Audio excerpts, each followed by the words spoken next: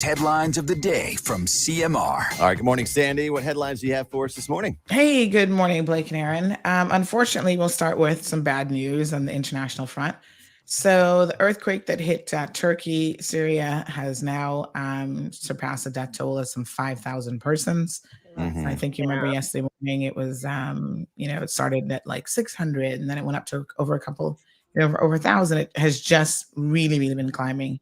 And unfortunately, they do expect it to probably go even higher. So we continue to keep those individuals in our thoughts and prayers. The international community is rallying quite significantly. The UK, I know as of yesterday, was actually going to send some rescue dogs and equipment and so on to try to get to rescuers as quickly as possible. And the US had also indicated that they would be offering some assistance. So, yeah, just quite an unfortunate situation. And we were talking about it earlier, sad. And just about we were trying to remember how many were killed in the Haiti earthquake, and I just looked it up. It was over 200,000. Yeah, I was going to say that was a lot. That's a lot. Though. It's unimaginable. No, so sad. Yeah, very. So, in regional news, we had a man that was fingered in a robbery after he actually literally left his finger behind. So what? Yes. In Jamaica, this gentleman, the Jamaican Constabulary Force, has said that they're searching for him after he left his finger at the crime scene, which have allowed law enforcers to actually identify him. So they underwent an identification process immediately. How do you leave your finger at the crime scene? Herbert Wallace, also known as Ricky, of a Riverton City address in Kingston, is wanted by the Hunts Bay Police Office after he robbed a local establishment, also located in Kingston, on November the 28th. Well, they said that he was in the process of robbing the business when he accidentally shot his finger off after taking a sum of money from the proprietor. And as he bolted from the scene, he left the finger behind. So all the time they have been working, they submitted the finger to the lab, and now they've come back with the results from the fingerprint database. And so now they've named him, and they're asking authorities, the community, my apologies, to help locate Ricky, AKA Herbert Wallace. Well, you know what they say. Every time you leave a finger, 4 more point back at you. So, it's a little bit humorous, but kind of like, wow. So the Ministry of Education is trying to stimulate young people with the Smart Start program. So, of course, focusing on early learning facilities in Northside and East End. They're saying that the launch of the Smart Start early simulation program at Craddock Ebanks, which is the Civic Center Northside and the East End Civic Center, is an important area of focus for them. So it's a 30-week program that features bi-weekly Smart Start sessions across both districts. And it's really just, trying to encourage early reading, and the participants, get a weekly book. And, if you have a young toddler in that age group, please reach out to them for more information. Thanks for the headlines, and catch Sandy right now on Bobo 89.1 FM. We'll see you tomorrow. Have a great day. All right. What do you got coming? All right, folks. Good morning. We're going to get started here on Bobo. Hope you guys are doing well.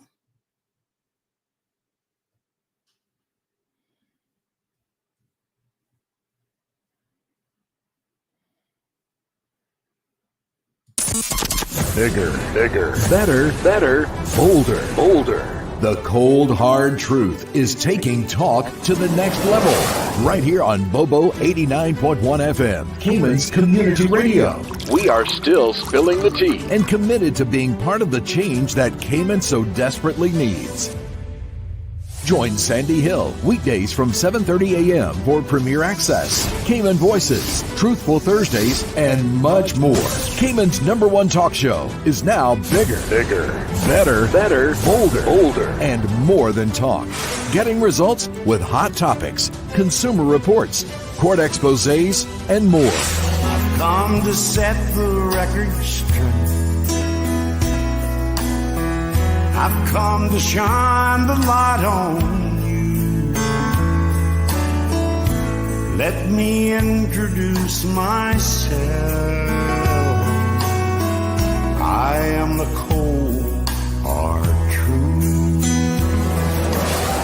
Now, from the CMR studio in Grand Cayman, Live, direct. it's the cold, hard truth. Now, join the conversation on 345-936-2626. That number again is 345-936-2626.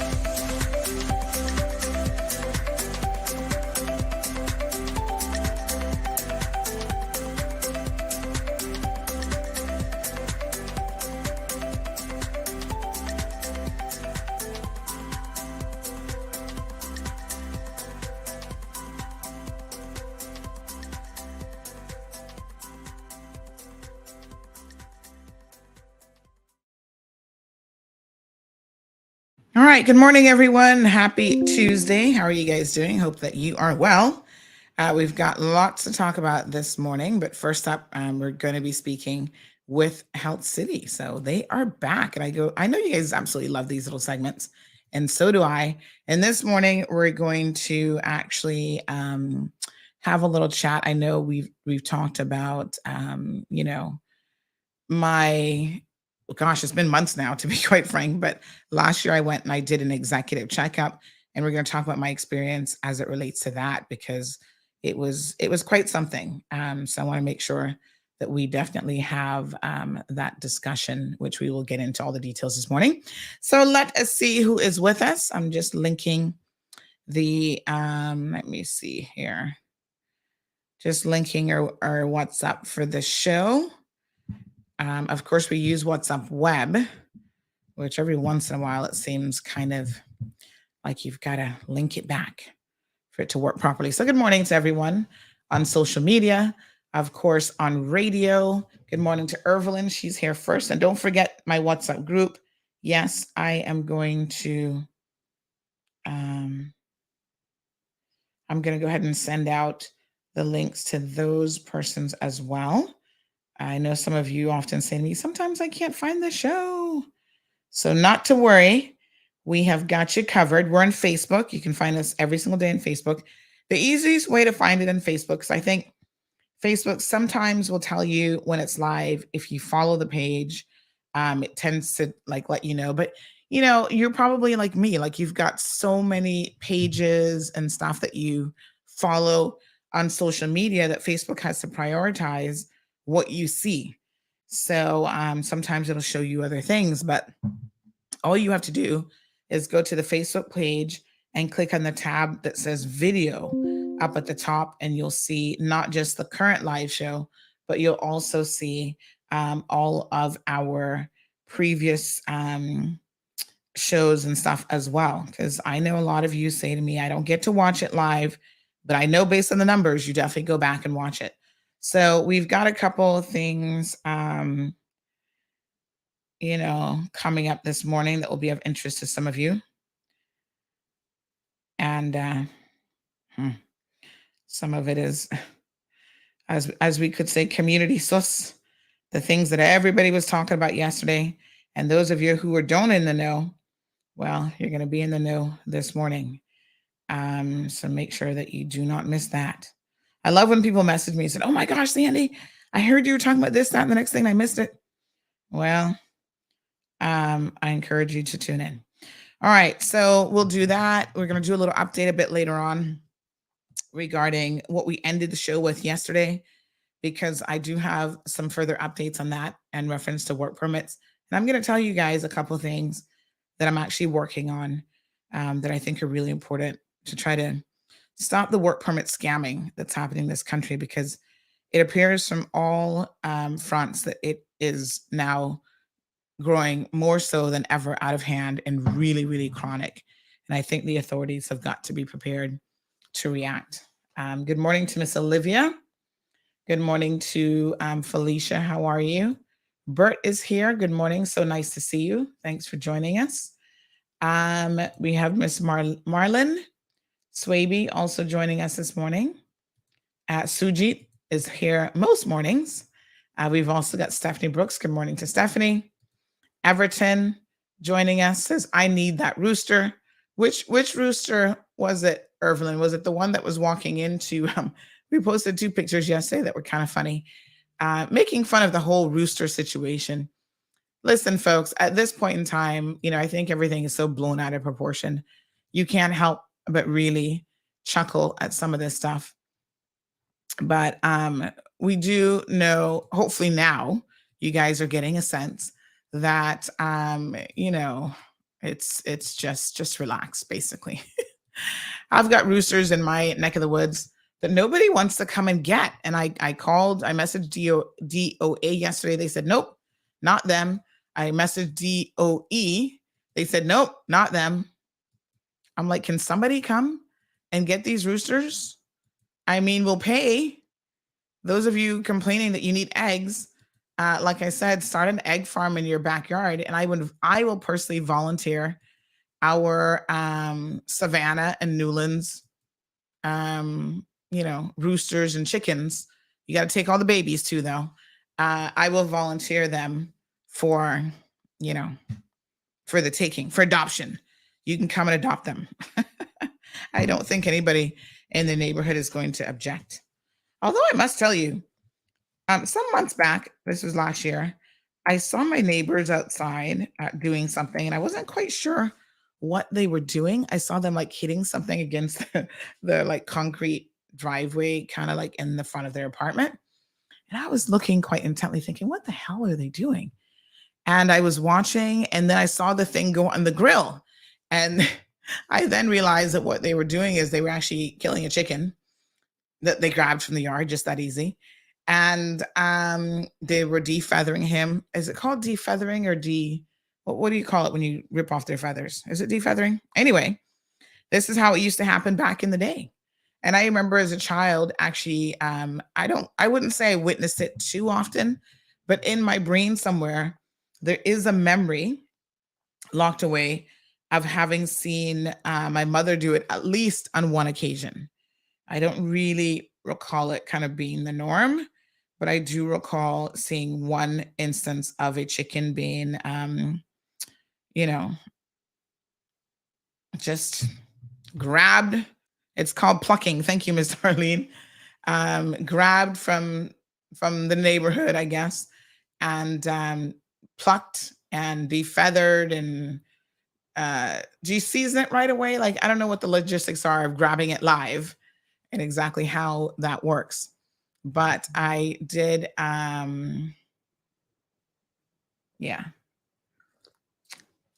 did discover that recently. So I didn't discover it. I have that long time. I shouldn't say discover. Sorry. I have that memory from a long, long time ago. Good morning to Miss Alba. Buenos dias. ¿Cómo estás? Raul is here. Good morning. So good to see you. Miss Barbara also joining us. Dion is in the house. Good morning, Dion. Damaris saying good morning from New York. Thank you, Damaris. Alejandro says chicken hawks are taking them for adoption too. Ooh, if you ever watch the social ranking of chickens and what they do, they're a little bit different. Do we eat? I mean, this shows how incredibly ignorant I am on this topic, and I have to admit that I completely am. But do we eat just the chicken, or do we also eat the roosters? Roosters are edible too, right? Does it matter? Like when you're eating a chicken, do you know if it's a chicken or a rooster? I mean, they're just like opposite sex, right? So you probably doesn't matter. Is one juicier than the other, or how does that work? Miss Darlene is always here. Miss Irvelyn, Jonathan. All right, classes in session. Jonathan, the only question I have, because you're always here, I must say that you would get good marks for perfect attendance, pretty much. But are you going to sit in the front of the classroom and really pay attention? Because we've got some important things this morning. We're going to talk about all the health-related stuff first. So we will have Health City coming live in just a minute. And then we're going to get into the sus of our community. We have a sus moment. Oh, Lord. You guys are not going to believe what I have to tell you this morning, but just log in for it. That's all I can tell you. Wee Wee is here. Good morning to John Henry. Diamond Princess shouting out good morning to everyone. Sheila, good morning. So please don't forget, by way of community notifications, that this evening there is a community meeting at the Northside Civic Center that will be in relation to the east-west arterial. So if you want to learn more about that, we will be live streaming it on our social media platforms. So you can always tune in there. If you're not able to attend the meeting, we still got you covered. So not to worry. So morning to Miss Sheila. Alejandro says, yeah, roosters too, but I think the ones we eat are called broilers. Oh, what's a broiler? All right. Damien, Jonathan says he'll think about behaving. Damien says, yes, both roosters and chickens are eaten. Oh, okay. Well, I reckon when you chop them up, it hardly matters. As we say, everything tastes like chicken if it's seasoned just right. Tofu tastes like chicken. People will be eating alligator and they're like, oh yeah, it tastes like chicken. I'm like, I'm not so sure about that. Miss Darlene says, apart from it just being CMR, I'm always here to hear what Jonathan is up to.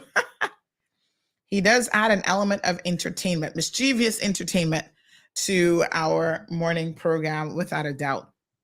So yes, honey chow. He's like that little naughty kid in class that, trust me, you're sometimes annoyed by him, but then a lot of times you were just there for the antics and they made you smile in class and added some comedic relief. Miss Iva, good morning to you.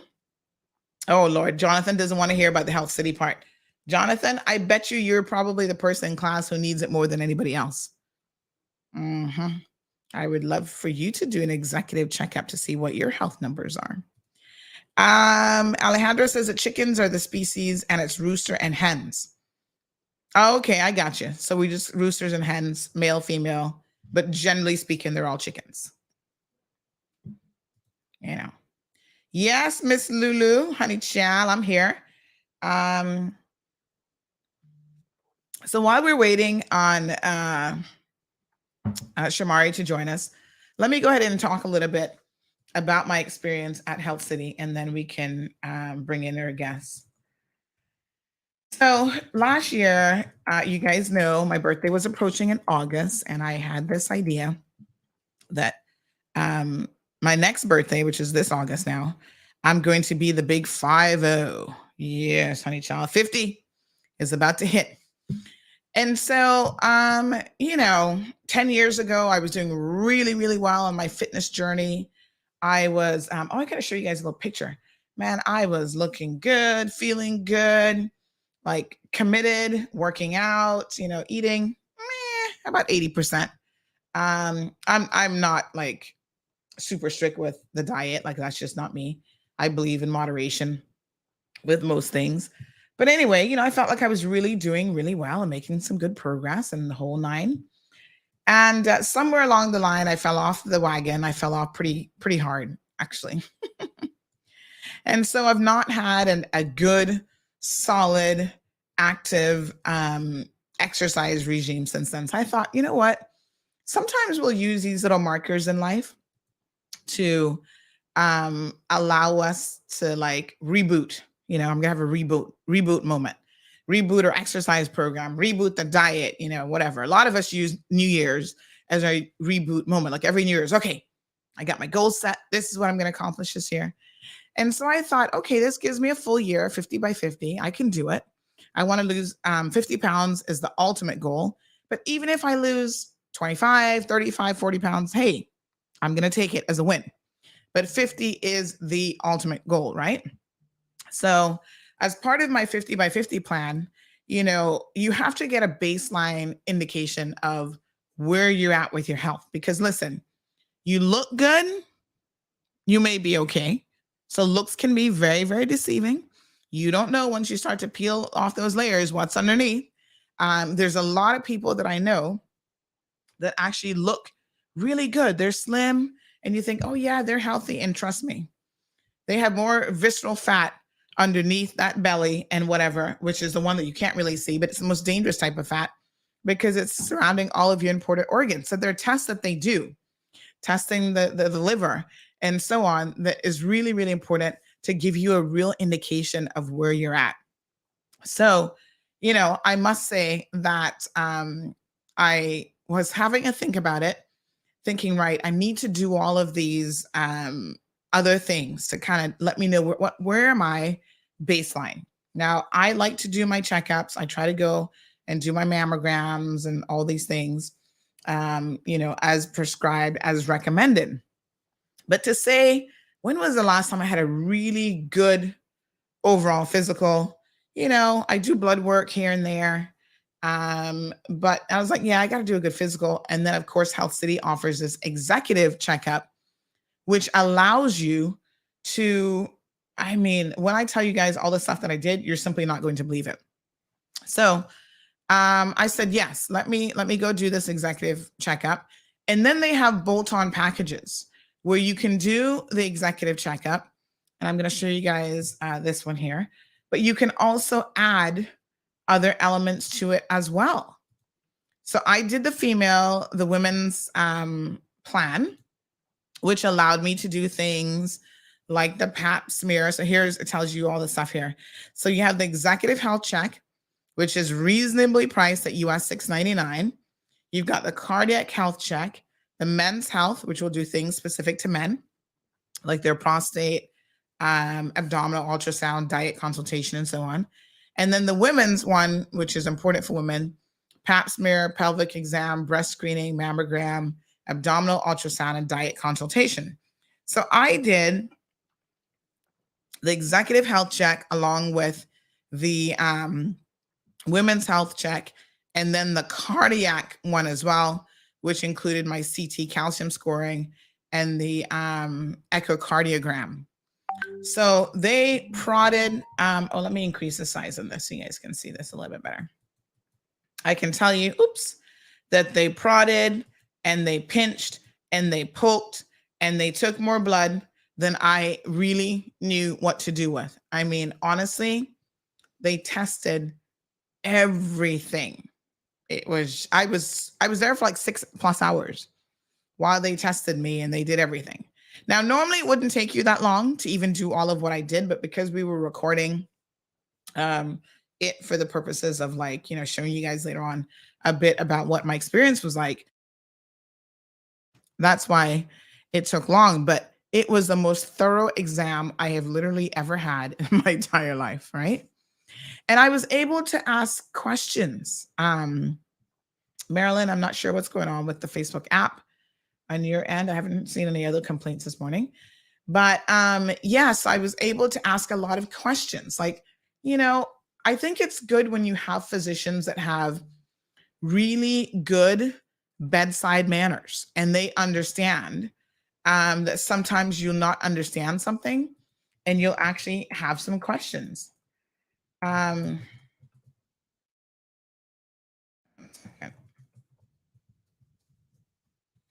So yes, like one of the questions I had, the one test, I think it's the, I might get this wrong.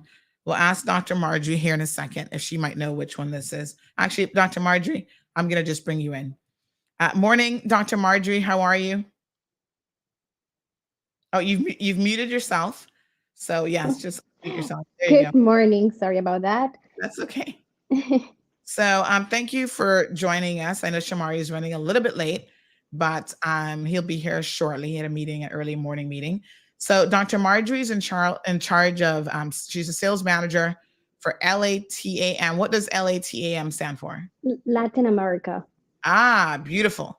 And executive physicals. So she's going to be able to tell us a bit more about some of this stuff here in a second. But is it the kidney function panel that they make you fill no, it can't be kidney function. That's the bladder one, where they have you fill your bladder and then you, they do an ultrasound and then you end up doing another scan after you've emptied your bladder. Yeah, that will be, they do it to do the ultrasound and see, to do the abdominal ultrasound. So they will ask you to drink. Yes, but it's actually your kidney that they're looking at, right? Is that the one that they're looking at, your kidney? Did it disconnect? Hello. Yeah, hi. Can you hear me? Yes. Okay. Oh, Yeah, so I think it might be the kidney function or the bladder. But anyway, so you have to empty your bladder for this test, right? And I've had this test done before, I feel like, but I've never asked the question, why am I emptying my bladder? So I said to the physician that day, I said to him, well, tell me, why do I have to empty my bladder? I mean, they make you fill it up quite full. And he said that there's a couple reasons why, actually. And one of the reasons is they want to see the bladder function. Because when you empty your bladder, the truth of the matter is you never empty it 100%. There's always a little bit, I suppose, that's like left behind. But more importantly, there are things that they see when the bladder is full and they do that ultrasound versus when it is actually emptied. And so they need to see a before and after for contrast. And then, they'll actually be able to determine certain things. And then they also want to see how much naturally you are able to release the contents of your bladder as well. So it looks like we lost Dr. Marjorie Colbert. So hopefully she'll be back with us here shortly. Just log back in. So apparently Shamari is having a board meeting this morning. He's not going to be able to make it, but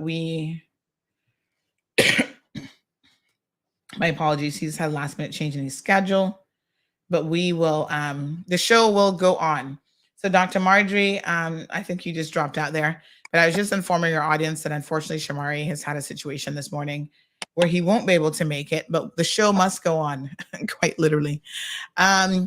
So I asked the question. I thought, oh, wow, I never knew that. And, the physician who was like the person doing the scanning and looking at everything, said to me, he had good bedside manners. He didn't mind asking or answering the question.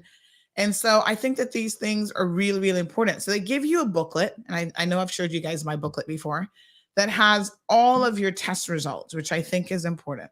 Because even if you have another primary physician, you go to Health City, you do the executive check, you can then take your results of every single blood test, every single scan. If you do the echocardiogram, whatever, all the treadmill testing, the abdominal ultrasound, all of those things you can take back to your primary physician and then have them put that on file for you. So that's extremely important to have the documentation. And one of the things that I obviously discovered, which wasn't really a surprise to me, there was one test that I was like, okay. But most things I kind of knew about from years ago, because here's the thing, folks. This is why these executive health checks and just, regular health checks are so important, because you get to see things coming as it relates to your health. Probably few things are going to take you by complete surprise. And I think, Dr. Marjorie, you can probably agree with this, right? As we get older, we see the cholesterol creeping up. We see the blood pressure creeping up. We see we're not doing quite as well in the treadmill testing. All these things, part of the aging process, but also part of the process of us not always taking best care of ourselves. Yes, that's absolutely right, Sandra. And actually, executive physicals is a comprehensive wellness assessment that helps you prevent disease and optimize your health, but it also has several benefits. So it will help you identify your risk of future disease. Yes. And address various health concerns. It provides assessments for your fitness and nutrition. And it also helps you identify your goals. And it helps you create this personalized program to improve your health and maintain an active lifestyle. It also gives you the opportunity to meet your doctor, to be with your physician, and to let him know how you're feeling, how's it going. And at Health City, with our executive health check, it is very personalized, and it's everything under one roof. So it also very beneficial, because it really just takes a few hours, and you'll get to have blood test and as well as having any radiology examinations that goes with ultrasounds and x-rays. Mm-hmm. That will give you like an overall of how your health is at that point and create a personalized um, healthcare for so that you can continue and have a healthy lifestyle. Mm-hmm. Yes. Well, I think that the ability to get your reports and to also be able to sit down, because at the end I sat down with a single physician and we went over everything. And then I got an understanding of what all these numbers meant, right? And what areas of concern. So there's a couple of tests that you do that you only have to do, once every 10 years. So, when he looked at, I forget which one that was now, but he looked at one of my numbers and he said, this number is good. This is something that you don't have to worry about again for another 10 years. So you make a little notation. At 10 years, I need to retest for this. Some of these tests are recommended on an annual basis. And then there are some things that you could do like once every other year, once every 5 years. So it also, as Dr. Marjorie is saying, just puts you on a good footing to really just be able to know what your present situation is, your numbers, but also to then use that information to help you set your health goals, right? So, listen, when you were in your 20s, if you were like me, you had good cholesterol, you had no issues, no concern. You did those tests just because it's like, okay, let's check your cholesterol. Let's see if there's anything hereditary that might be an early warning sign. But if there was nothing there, it wasn't really something that you concerned yourself with. But as you start to age and that middle age creep, becomes a real thing, and you're not having the best diet in the world, and you're concerned about fatty like liver and all these other things, you've got to really start to pay more close attention to the numbers. So of course, one number, if you guys have been, actually, I'm going to not give you the answer. This is going to be a trivia question. So we will be giving away 2 executive health checks today on the program. So the first question for up for grab is for an executive health check. And listen, this is a $700 US prize. And it's your health, which is priceless, right? Let me tell you, you cannot put a price on knowing where you are, whether it's your triglycerides, your cholesterol, your lipid fats, and the whole 9 yards.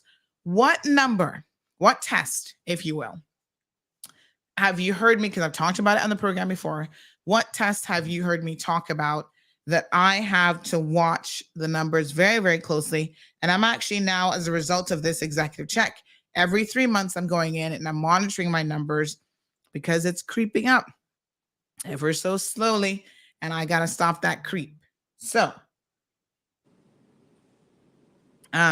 someone just said from the Health City team to remind listeners that the same executive health checkup would be close to $2,000 US in the United States.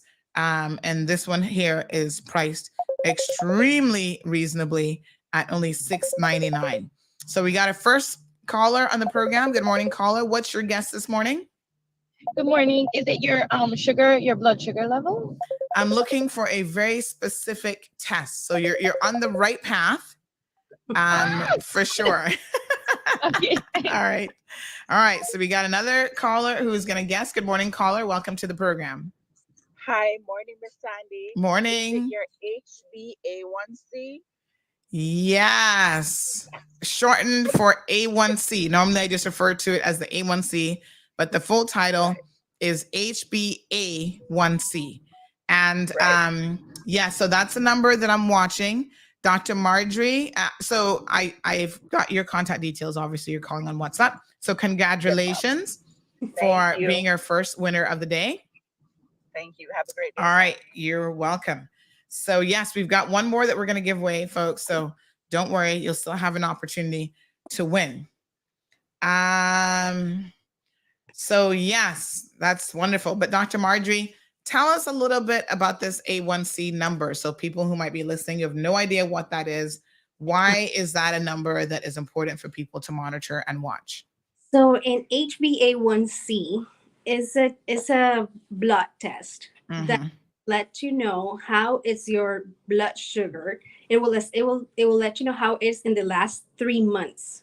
So it will calculate how your blood sugar is, and it will let you know how you've been doing with your nutrition and your lifestyle, and that will give you an idea if you're in a risk of having diabetes. Yes. So that's a very good definition.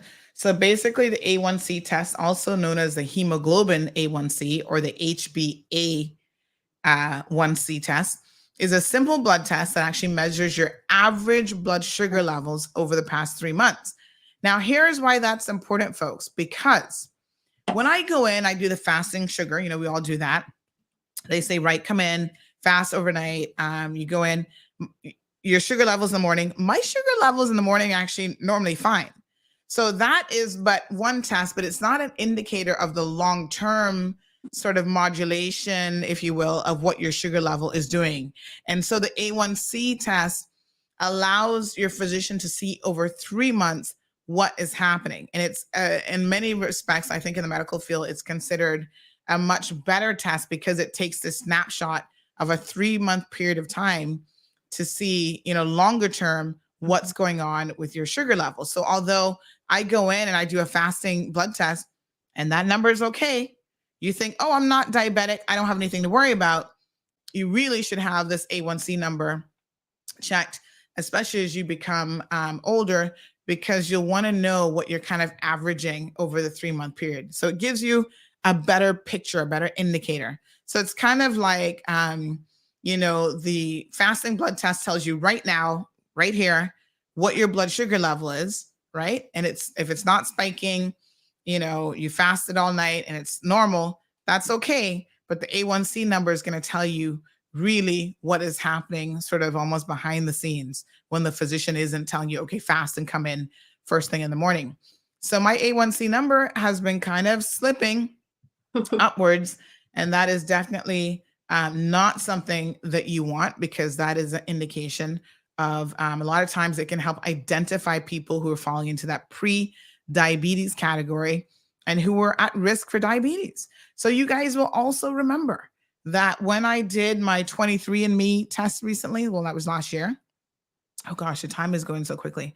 So that was the summer of last year. One of the things that came back even on that test, which they only took a saliva sample, right? And they were able to tell me who my cousin is, who your who your mama is, the cousin that you never knew that you had all the way in West Bay. They've told me so much, but they've also told me some stuff about my health. And one of the most interesting things that they said on my health report, and I'm just going to look at the app really quickly now, is they said that I have a 30% higher chance of getting diabetes than the average population. So again, that is under my health highlight on my 23andMe. And so, I think that just means that I have got to really be careful, right? Now, diabetes, type 2 diabetes, is often called a lifestyle disease, and it's because our lifestyle is the number one contributor to it.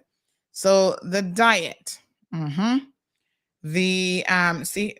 tell you, I'm going to show you guys what 23andMe says. So it says, Sandra, your genetics are associated with an increased likelihood of developing type 2 diabetes. And 33%, it says that based on the data from 23andMe research participants, people of European descent with genetics like yours have an estimated, don't ask whether European descent, but that's 20% of the profile, have an estimated 33% chance of developing type 2 diabetes at some point between the ages of 49, your current age, and 80. So 33% increase. I mean, is that considered, Dr. Marjorie, a significant increase, you would say? I mean, it sounds pretty significant to me. 33% is concerning. Well, it can be monitored, or it can be changed with the nutrition, with the diet, yes, and your lifestyle. So exercising can also benefit from that. So it's something that you can work on, and you can definitely revert and yes, take back to a healthy lifestyle. So you just have to watch on your diet and try to exercise. Yeah. So this is the key now is, folks, when you have these numbers available to you, hopefully the reason why you're going to have it is so that it can push you in a direction of making the changes that in your head you have to make anyway. I mean, which of us don't know that we have to exercise any better? But when you see it in black and white, right, you see that the A1C number has gone from maybe a 5.5 to like a 5.9, and it just keeps creeping. Then listen, your physician is saying, hey, we got to rein this in. Let's take this very, very seriously now. There are things that you can do, right? So if you rein in the diet, if you have, and we'll be talking to nutritionists here in the coming weeks, but if you do things like eat more of the Mediterranean style diet, that we know a lot of the things that are healthy, cut out a lot of the unhealthy items, add some good fiber to your daily diet and so on, then exercising on a regular basis, these are things that will bring down your A1C numbers and bring all your numbers down to normalized levels. So, none of us wants to listen. I've got family members who are diabetic. I've actually had 2 uncles that were diabetic, and, some have to be on dialysis and all this stuff. It takes a toll on their quality of life. It takes a toll on the family relationships and the time that they can spend together. Your travel, you're not able to enjoy life even in your senior years and travel and take in what left of it you've got if you're tied to a dialysis machine 3 times a week, and these are quality of life things that matter. Dr. Marjorie?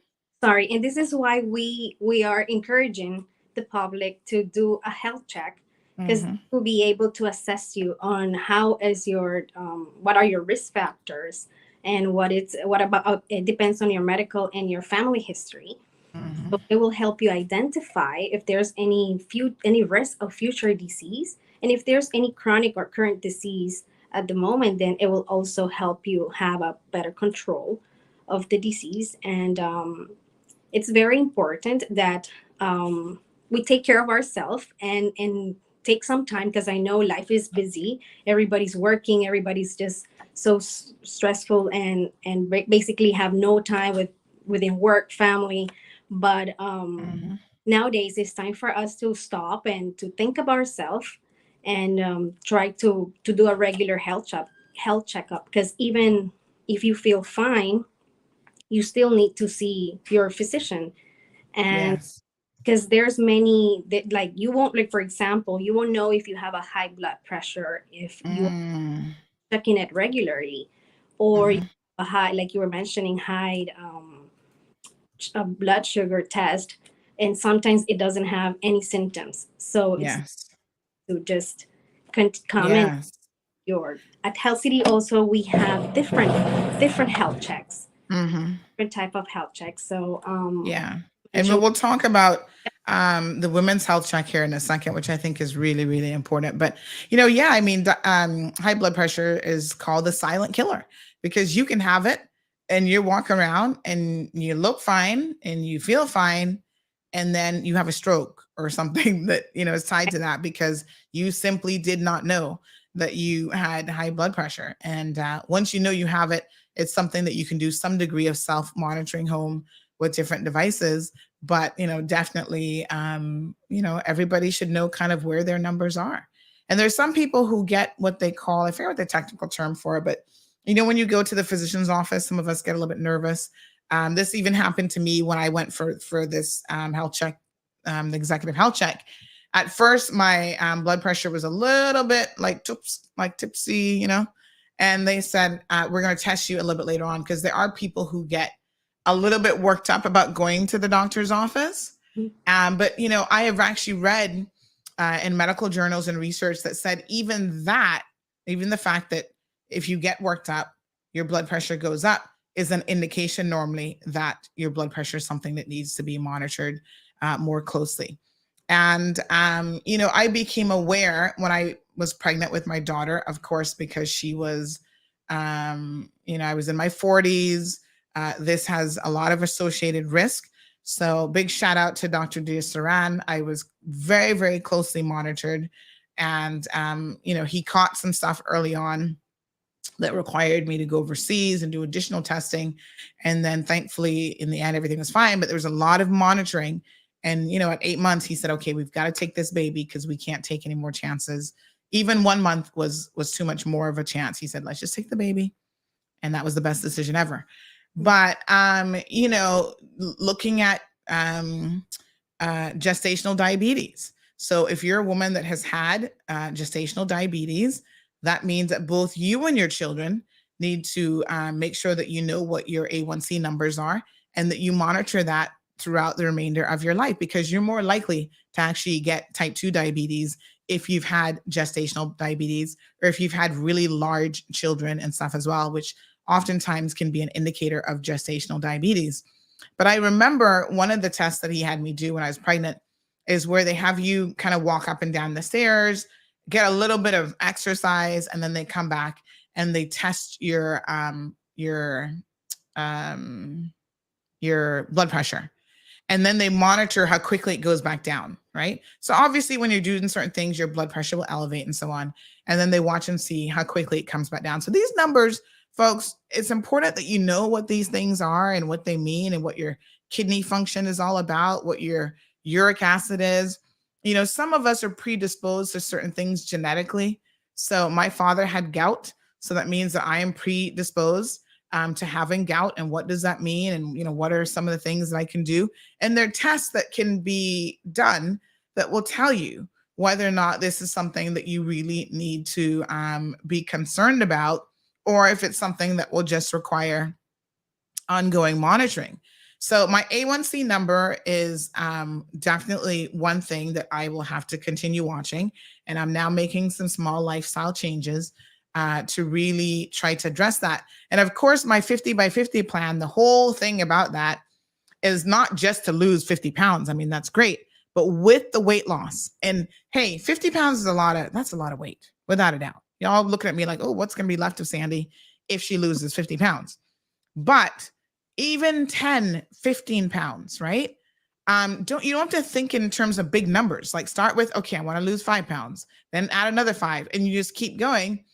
Any amount of weight loss is beneficial to your health. So even a 15% weight loss will give you an improvement in all of your numbers. So, physicians try to steer you away from, so even when I say, oh yeah, I've got this big 50 by 50 plan, they're like, calm down. They try to steer you away from having these big goals, which often seem to, they're unsurmountable. You can't get there. Break it up into small measurable bites, because 10, 15 pounds, right, is still going to reap me some benefits in all of my numbers. I did well on the treadmill testing. So when I did the cardiac health check, because of course, as you hit 50, you always think about, oh God, that chest pain, that must be my heart. It might be indigestion, but you can do the CT calcium scoring. You could do the echocardiogram. And I did all of these things. I did the cardiac testing on the treadmill. Whew. Dr. Marjorie, can I tell you, that's when I really realized how out of shape I am. Oh my God. They were like, okay, we're going to increase the incline now. It's like, oh my God. I'm like, do we have to? She's like, no, you're doing good. I was like, okay, let me just keep walking. Yeah, but it was great to have you, actually. Yeah, when you get out of breath, and I'm like, oh, this is so embarrassing. Like I was totally embarrassed because I'm like, oh, I should be in here running a marathon right now. And no, the body is not up for marathon. But the results came back. Everything is normal. They did a scan of the heart. There's no congenital issues or anything. I mean, this, I must say, was the most thorough medical examination I've ever had. Like everything. I did the mammogram as part of the women's screening. So now I want to talk about women's health in particular. And, sometimes I have people stop me in the streets and they say, hey, can you bring this up as a topic? And just last week, I had someone say, can we talk more about women's health, right? Because they feel like this woman actually said to me, it was interesting. I was at the government building. I think it was like Friday, actually. And she said, Sandy, you need to do a show on menopause. And then she's sitting there fanning herself. I've not reached that yet, but a lot of women are suffering from very, very specific things to women, and whether it's menopause, different things with breasts, and just your female parts that men can't always relate to. They feel like we're not having those discussions. So we'll definitely be having those discussions on the program. But your mammogram is really important. And here's the thing for me. This was the one test, believe it or not, that I was most apprehensive about, only because I have both a sister and a mother now who have both had breast cancer. And that on your mother's side of the family, if a female has had breast cancer, that is concerning. And, they say that increases your chances. So, some of you will know my sister and her journey. She's since passed away. But Anne, was diagnosed relatively young. And I remember when it happened because I was actually in university at the time. I was at USF. And I got a phone call from her, and I wasn't quite understanding, hello, when you're in your early 20s, you're not even thinking about breast cancer, your health or whatever.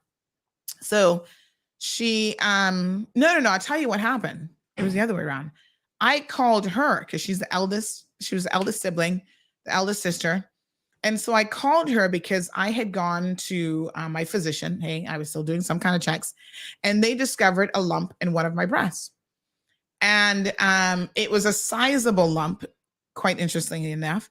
So much so, it was like the size of a golf ball.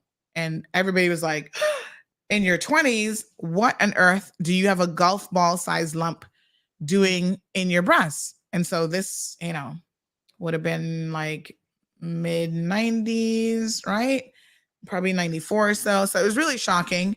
And I remember calling my sister because I wanted to find out whether or not we had a family history of breast cancer in particular, because I didn't know. So knowing your family history can be really, really important, right? So I picked up the phone and called her. And quite sadly enough, she had just found out that she had breast cancer. So the timing of it was like so shocking. And of course, I was like, oh my God, she just found this out. What does that mean for me? I was worried. Unfortunately, she had to go through her breast cancer journey. But thankfully for me, mine turned out to just be a fibroid. But because of the size, they could not take a sample. They said, we've got to do surgery and we have to take this out.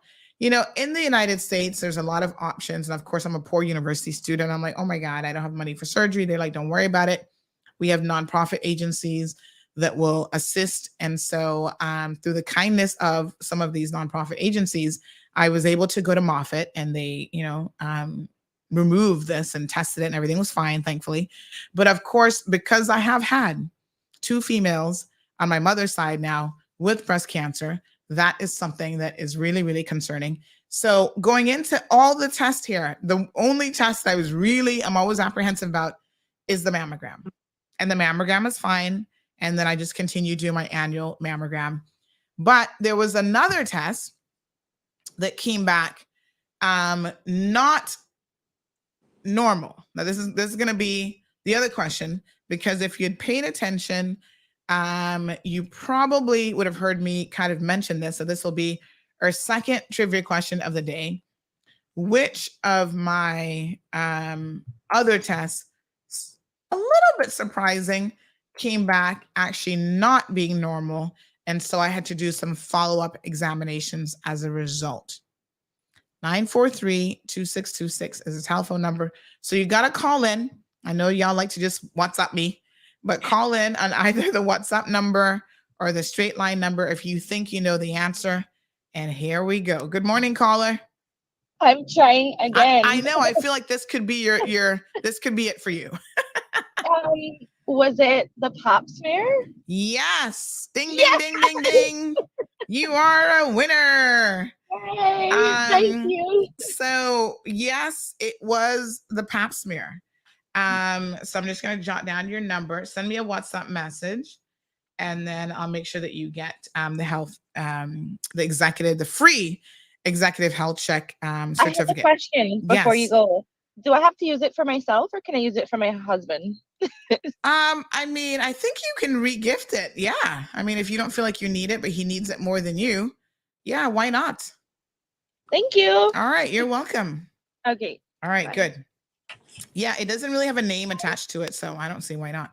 But yes, this was a little bit concerning when my pap smear came back saying and you know, I really love Dr. Marjorie. You have to remind me of her name now. What is the physician's name at Health City that does she's the OBGYN. What's her name? Yeah, Dr. Pooja. Dr. Pooja. I love Dr. Pooja. She is so calm, so logical, professional, and just, you know, she explains everything to you. She said, listen, this is probably nothing to worry about, but this is the procedure. You know, it comes back indicating that something isn't quite right. We need to do a secondary evaluation. We will take some samples during that next evaluation. You know, we'll burn some areas off. We'll send it off to the lab. We'll await the results. In the vast majority of cases, it is nothing to worry about. If it comes back, then at that point, we'll discuss what the options are from there. And of course, again, in your mind, you're like, oh my God, you know, but she got me in quickly. I was able to do that secondary follow-up appointment. And thankfully, the lab results came back and everything is fine. So she said in a year, we just do the same thing again, because now we know that this is something that we want to monitor. And this is what it is, folks, right? You know, who knew that? Again, I'm sitting here worried about the mammogram. The mammogram is perfectly fine. It's the pelvic exam, you know, your pap smear, and they do, what's the one called for the cervical cancer? I think it's called. We're doing the women's health check. You'll get to see the gynecologist. Yes. She will be able to examine you. She will read for you what's the results of the mammogram, and like you said, the pap smear. Mm-hmm. And that's how comprehensive our services are down here, because you'll be able not only to see the internist, but you'll also see a dietitian and the gynecologist. And we have other tests, that pelvic screening, which is you have a CA125 is a test, blood test. Yes, that's the one I was thinking of. Yes. Exam. Yes. So yeah, they do. Listen, we did all of that. And so thankfully, like I said, in the end, it was fine, but it required a follow-up. And had I not gone in, you know, sometimes you catch things early. That means that you can do additional monitoring, or you scrape the area. You know, these things are quite important to do. So I'm pleased to say that, you know, we'll redo that again, but that was fine. And again, Dr. Pooja, listen, I've actually never had a female gynecologist or OBGYN, believe it or not, which sounds a little bit weird, but there is something to be said for having a qualified woman with the right set of bedside manners actually be there for you. Because, you know, there's certain things that you just feel more comfortable having a conversation with a woman. And I jokingly said to her when we were doing the more detailed examination for her to send off the biopsy, I said, oh my gosh, this is the first time that I've actually seen my vajayjay on screen because, you know, they have all this really high-tech equipment there at Health City, and they put this little scope inside of your vagina, and you get to see it on the, you know, she's viewing it on the screen and you're viewing it as well. And I was like, well, my apologies. I said, well, there you go. Now I can see I've seen it. I can now say that I've really seen it for myself. And now I know what it looks like on the inside. So, folks, this executive health check, I feel like it's really, really important. I'm going to play a short video now, kind of summarizing my experience at Health City. So first of all, this was me 10 years ago, and this is where I need to get back to in terms of, you know, you lose 25, 30 pounds, everything starts to look and feel better. And certainly you can see the slimmer face and everything that goes with it. So it's not about just the looks on the outside, but hello, we're all vain to some extent. We all want to look and feel our best. So it's really, really important that we prioritize these things. So if you've not had an opportunity to reach out to Health City as yet about this executive health check, by all means, it's still early in the year. Make it a New Year's goal for yourself. You know, I'm on this journey, really kind of getting into that middle age section of my life. I'm on this journey that I know I need to make some changes. So I wanted to come today to get some baseline numbers to see if I need to make drastic changes, little changes, you know, precisely what I needed to have done. So when I found out that Health City offers these amazing executive health checks, everything from, you know, the ones that focus on health, focus on, you know, anything that a woman requires, I thought, you know what, this is a one-stop shop. Let me just come in and get everything done. And so that's why I'm here today, and I'm looking forward to seeing what the results are and speaking with all the, you know, the different technical and medical team.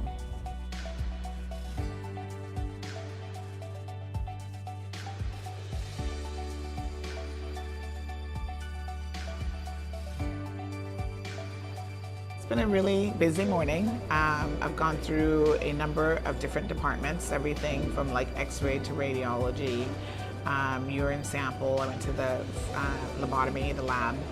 And so, yeah, it's been progressing very, very quickly. I must say that everything is extremely organized. You know, they're ready to move me from one station to the next with ease. Like, I've done a bunch of tests, but I don't even feel like that stressed out about it, that I've really done a whole lot, but I know that I have. And so I'm looking forward to the rest of the day. Now it's breakfast time, and I've heard some fantastic things about this restaurant. I've never had the opportunity to actually eat here before, so you guys know me, I'm a foodie. So I am totally excited and looking forward to this experience. It exceeded my expectations, first of all. To have everything done, it's been a long day, 6 hours is quite a bit of time, but I'm done, you know, and most of these tests, some don't have to be repeated even on an annual basis. So it's fantastic to have every single, I mean, I went to so many multiple departments, I've kind of lost count at this point. But to know that I could get everything done under one roof, I think was phenomenal. And I didn't have to wait and, you know, come back in another 2 weeks for something else specific to be done.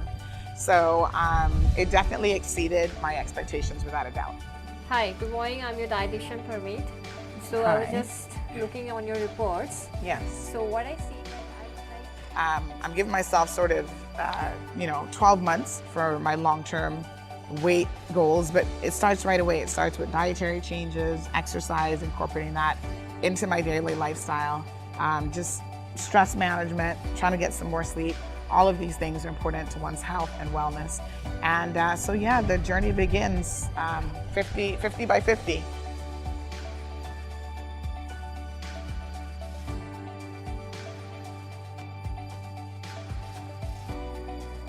I've got a game plan. So this, you know, in my head, I kind of already knew some of the information that I got today was stuff that I needed to work on, but now I've got concrete numbers to be able to say, right, let me start here, start right away. 3 months time, I'm gonna come back, check some of my numbers now, like my A1C number, that's a little bit elevated that I'm concerned about, and see what changes I can make.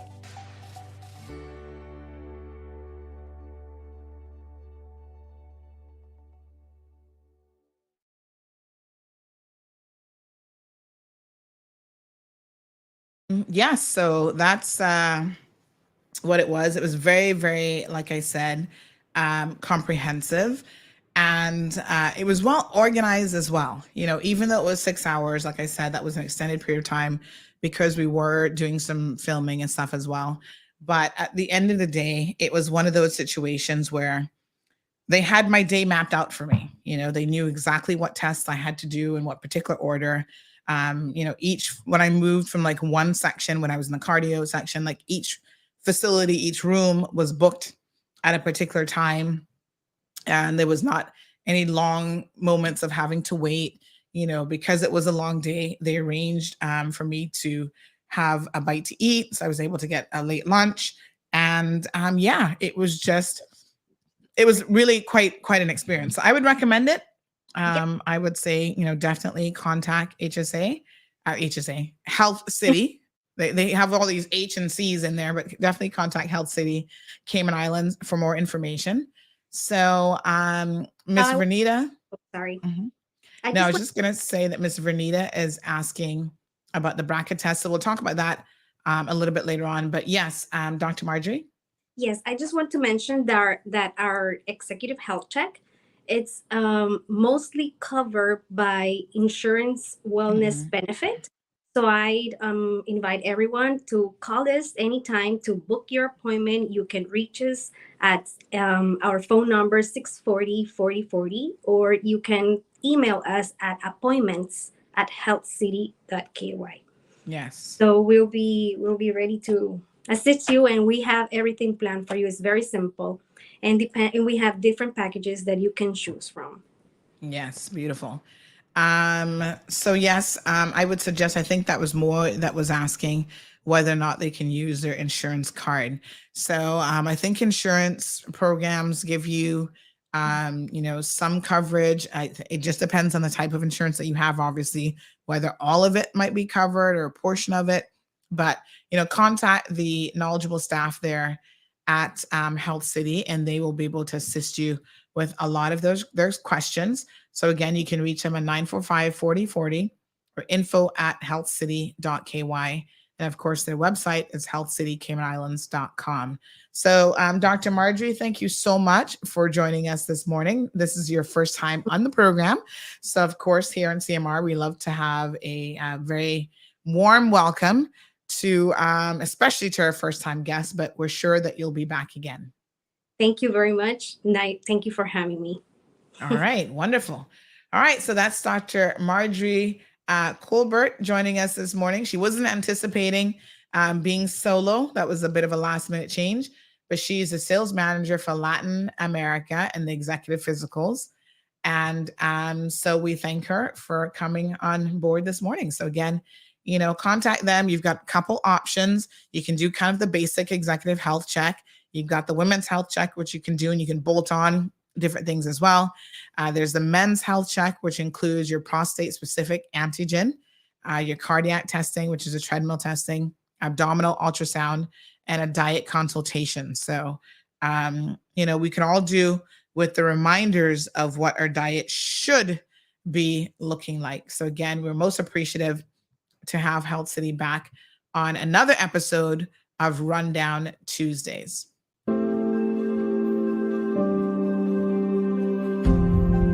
For over 7 years, Health City Cayman Islands has provided life-changing and life-saving medical care for the people of the Cayman Islands at our hospital in East End.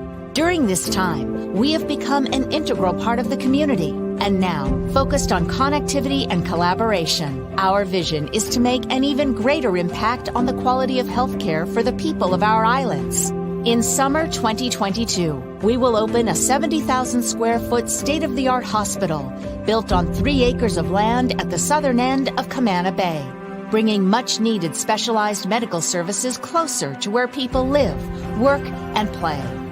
Camana Bay, located at the heart of 7 Mile Beach, is home to schools, businesses, shops, restaurants, and entertainment. And now, Health City Camana Bay, a $100 million world-class hospital. Health City Camana Bay will include an advanced cancer care unit, offering bone marrow transplantation and the latest cancer treatment technology. It will contain a modern neonatal intensive care unit, emergency and critical care, purpose-designed operating rooms for surgical specialties, such as cardiology, neurology, and orthopedics, and robotic operating systems. A master plan for improved health care for the people of the Cayman Islands.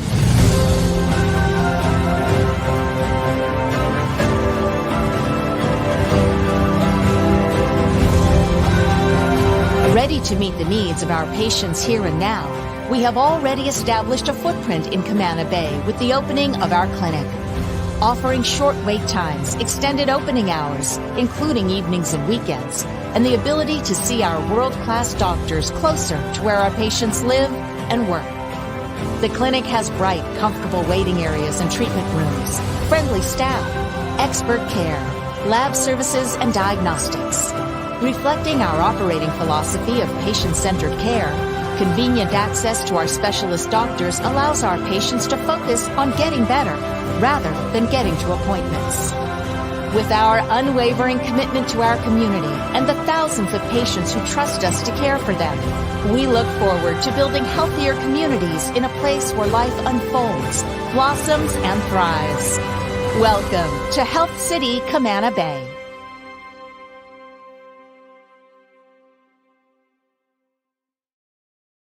All right, folks, welcome back to the program. Thank you so much again to Dr. Marjorie.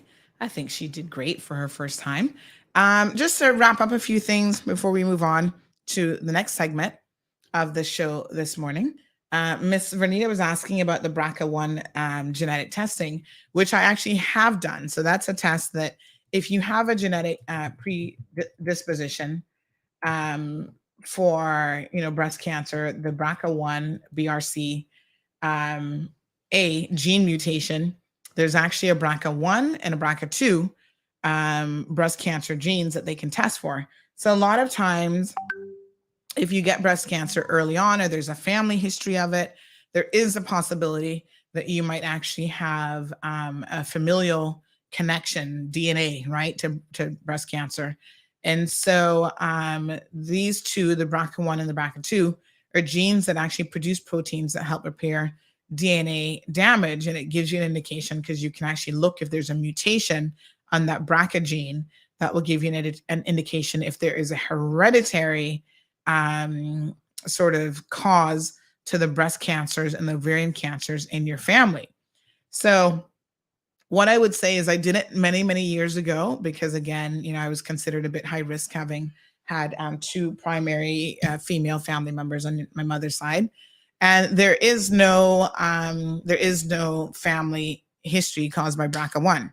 I think that we a lot of times try to look for an excuse, if this makes any sense, where we think that, right, breast cancers, anybody can get breast cancer, believe me, there's some lifestyle things that we definitely know are contributing factors, but a lot of times it's just luck of the draw. It's just, you were just unlucky, if you want to call it that or whatever, to have gotten it. Treatments are so much better now. Detection is so much better. So, women are getting tested with equipment that is, miles ahead of what was available 10, 15, 25 years ago, making early detection possible and the survival and treatment options that much better as well. But every single year, there are a lot of women who are still dying from breast cancer. And there's different types of breast cancer. The younger you are, there are very, very aggressive types that impact young women. So this is something that we always want to be cognizant of. And it's in our minds, in the back of our minds. But I do think that, I caution people, because we all have a tendency to do this in our brains, where we kind of get in our own way and we're like, oh my God, breast cancer, the big C. Everybody's afraid of cancer. But what you need to be really afraid of is your heart health, because heart disease kills more women every single year than breast cancer does by far. And you're more likely to have a heart attack, stroke, and other lifestyle related, health issues than you are to get breast cancer. So yes, do your mammograms, do your self-examinations, do your testing, but just keep it in perspective, because the things that we need to do to facilitate the heart health, right? Reducing stress, exercising on a regular basis, watching your diets, those things will also help as it relates to other diseases such as breast cancers, because there is a factor, a lifestyle factor there as well. But, just be cognizant to not overstress, thinking, oh my God, it's in the genes, when chances are it probably isn't. I think people who have the genetic predisposition to it is probably a very, very small number of persons. We've heard, sorry, we've heard a few people over the years that have had it. I think that Angelina Jolie is one of those people that she actually has in her family. So her mom died of breast cancer. She has aunts and so forth. And I believe, if I'm not mistaken, that they actually have found out that she has the BRCA, one of the BRCA, I can't remember if it's BRCA 1 or 2, but she definitely has a genetic predisposition to breast cancer and other female cancers as well, because it affects both, right? So she actually took the decision to actually remove, everything. She's taken out her breast. She's taken out a lot of stuff as what she sees as preventative. And some people might see that as, oh my God, why are you doing that when you're perfectly healthy and you don't have breast cancer? But again, it is something that she was particularly concerned about, given her family history and that they had tested positive for the BRCA gene. So I'm happy to say that I don't have that gene, but like most women, it is still an area of concern. So Dion says, very informative discussion. Thanks, Miss Sandy, for your awesome contribution to the community. Thank you, Dion. We've got Emma in the house today. Good morning to Emma. Jonathan says he's back. Jim says, I'm scheduled on the 14th, my executive checkup, my Valentine's Day gift to me. Oh, Jim, I love that idea. Why not? Right? I mean, listen, we treat ourselves to so many things. For my 50th, I'm like, oh, I know what I want. Material things that in the big picture are neither here nor there if you don't have good health. So I love that, Jim. Put your health and wellness as a number one priority and treat yourself to those things that could really help you make better decisions as it relates to just the quality of your life. So Miss Sue says, sorry, don't have any insurance right now, and Cineco took it off me, so I have to go back to private insurance that I can afford hopefully soon. Okay, that sounds like a situation. I don't know what. Maybe we need to talk about that one when you can give me some more information as to why they would have taken it from you. What does that mean? All right, Dean says, great show this morning, Sandy. Health is wealth. Oh, hallelujah. Amen to that. Like I said, there's nothing in the world, all the money in the world cannot replace good health and the peace of mind that actually comes with it as well, Dean. Let me tell you, knowing that when these numbers come back, that, these numbers are all good, they're all clear, and you just got to keep on the positive side of doing the things that will reap some health benefits. Nothing like it in the world. All right. So Jonathan says, super affordable premium healthcare insurance would be a great part of my campaign. Oh, Jonathan, it's easy to have a pie in the sky idea. All right. Alejandro's back from feeding the fish. So listen, I want to talk about something here now. A little bit of sauce in the community. Okay, this segment should be entitled, Given Bun, Can You Take Bun? For those of you who might be your American, Canadian, European listeners, or Indian listeners who are like, what the hell is bun? Are we talking about cheese and bun? Bun and bun? What are we talking about here? It is a Caribbean term for when someone is cheating on you. They give you bun. Where do you think that term came from? How do you give somebody bun? What's the background behind that? I don't even know. Sounds weird. You're gonna give them bun? Anyway, this little island. Oh God, there's so much that goes on here for a little place. Many years ago, I was talking to, actually, ironically enough, an OBGYN. It's not bun, it's burn. Really? Oh, all this time I'm thinking it's bun.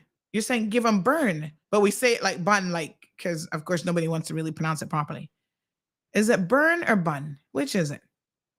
You little brat says it's not bun, it's burn. So why don't we just pronounce it properly? So Soka says, yes, I think it's burn. It's just pronounced bun. What the hell? Why can't we just say burn? Well, I'm going to say it the proper way. Y'all be giving each other burn, bun, every which way but loose. Actually, probably loose too. All right, everybody's calling for Johan. I don't think you all want to say that It is burn. Thank you. You guys are so smart. You all keep me on track here. Everybody's like, Johan is the burn expert. He's the bun expert. Don't make Pilar hear that now. No, because every time we have this discussion, he's always in the comment section, which so much to say, but now he has a reputation. Anyway, listen, years ago, I discovered that Cayman people, I don't know if it's because there's such a international flavor here that y'all want to be tasting everything on the menu, but there's a lot of cheating that happens on this island. I mean, like a lot of it, honey child. Like, you know, everybody with everybody. It's like, yeah, it's crazy. And as a result of that, I actually had an OBGYN once tell me that there is a lot of venereal diseases also on this island because of it. And I thought, oh my God, really? Yes, because y'all giving burn, and not wrapping things up. So I thought, Lord Jesus, what a mess. Anyway, oh Lord. So yesterday, and I'm going to talk about this in very general terms because I'm going to tell you what happened yesterday, and then I'll tell you what my philosophy is about this now, right? So, my apologies. So yesterday, a young lady posted something on social media. Oh, Lord Jesus, why she did that for, only God knows. Accusing another woman of cheating with her husband. What a heat. And so in this post, she actually tagged the other woman and said, you know me. You literally say hi to me every time we see each other. Quick chat, ask about each other's families, how things are going. We even greet each other in my husband's presence, but yet you make plans to pay for a hotel room at the Westin to screw my husband. Lord Jesus, I might need my Bible today. Hallelujah. Can somebody hand Sandy the Bible? Where's my Bible? Oh, Lord, it's up here somewhere. Woo! I'm going to bring down some fire and damnation on y'all here this morning with this post, right? And the accusation is made. Why on earth would you want to do this to anybody, much less someone that you know? Why? Question mark. You have no heart. Him neither, but I will deal with him. Honey, chill. I don't know what kind of dealing with him is going to be going on, but probably not much of anything. So, it's unfortunate, but Caribbean people do not have the best reputation in the world for this sort of thing. Y'all don't believe in one woman and one man kind of situation. Y'all want to have a concubine. Okay. So you want to have your wife who is going to provide you with certain things. She's going to be home cooking and cleaning and having your children and whatever. And then you're going to have one or two side pieces. So you're giving her burn, AKA bun. You know, where you're going to have, she's probably lucky if you only have one woman on the side. And I must say that there are some cultures that this seems to be embedded in the culture. Now, my Jamaican friends, please don't kill me because I think it equally applies to Jamaicans and Caymanians. I'm going to lump you all together into one this morning when I say there's a high incident of this. Just on Friday, I was talking to an attorney in court, and we were talking about, there's a guy who showed up for court, and he, of course, Jamaican fella, got his anchor baby on the way. And so they mentioned that he had another child, but then the judge said, well, where's this other child? Because his sentencing is going to be coming up. Well, the other child is in Jamaica.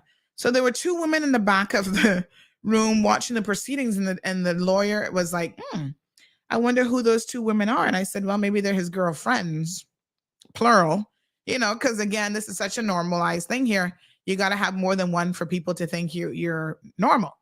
So he kind of chuckled.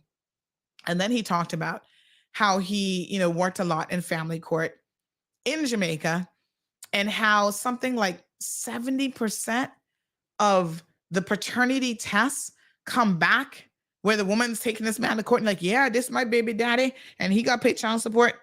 The court orders a DNA test, and something like the upwards of 70% of the tests come back that he is not the father. What they say, you got a jacket? Somebody trying to give you a jacket enough for you? Woo. Honey child, it's scandalous.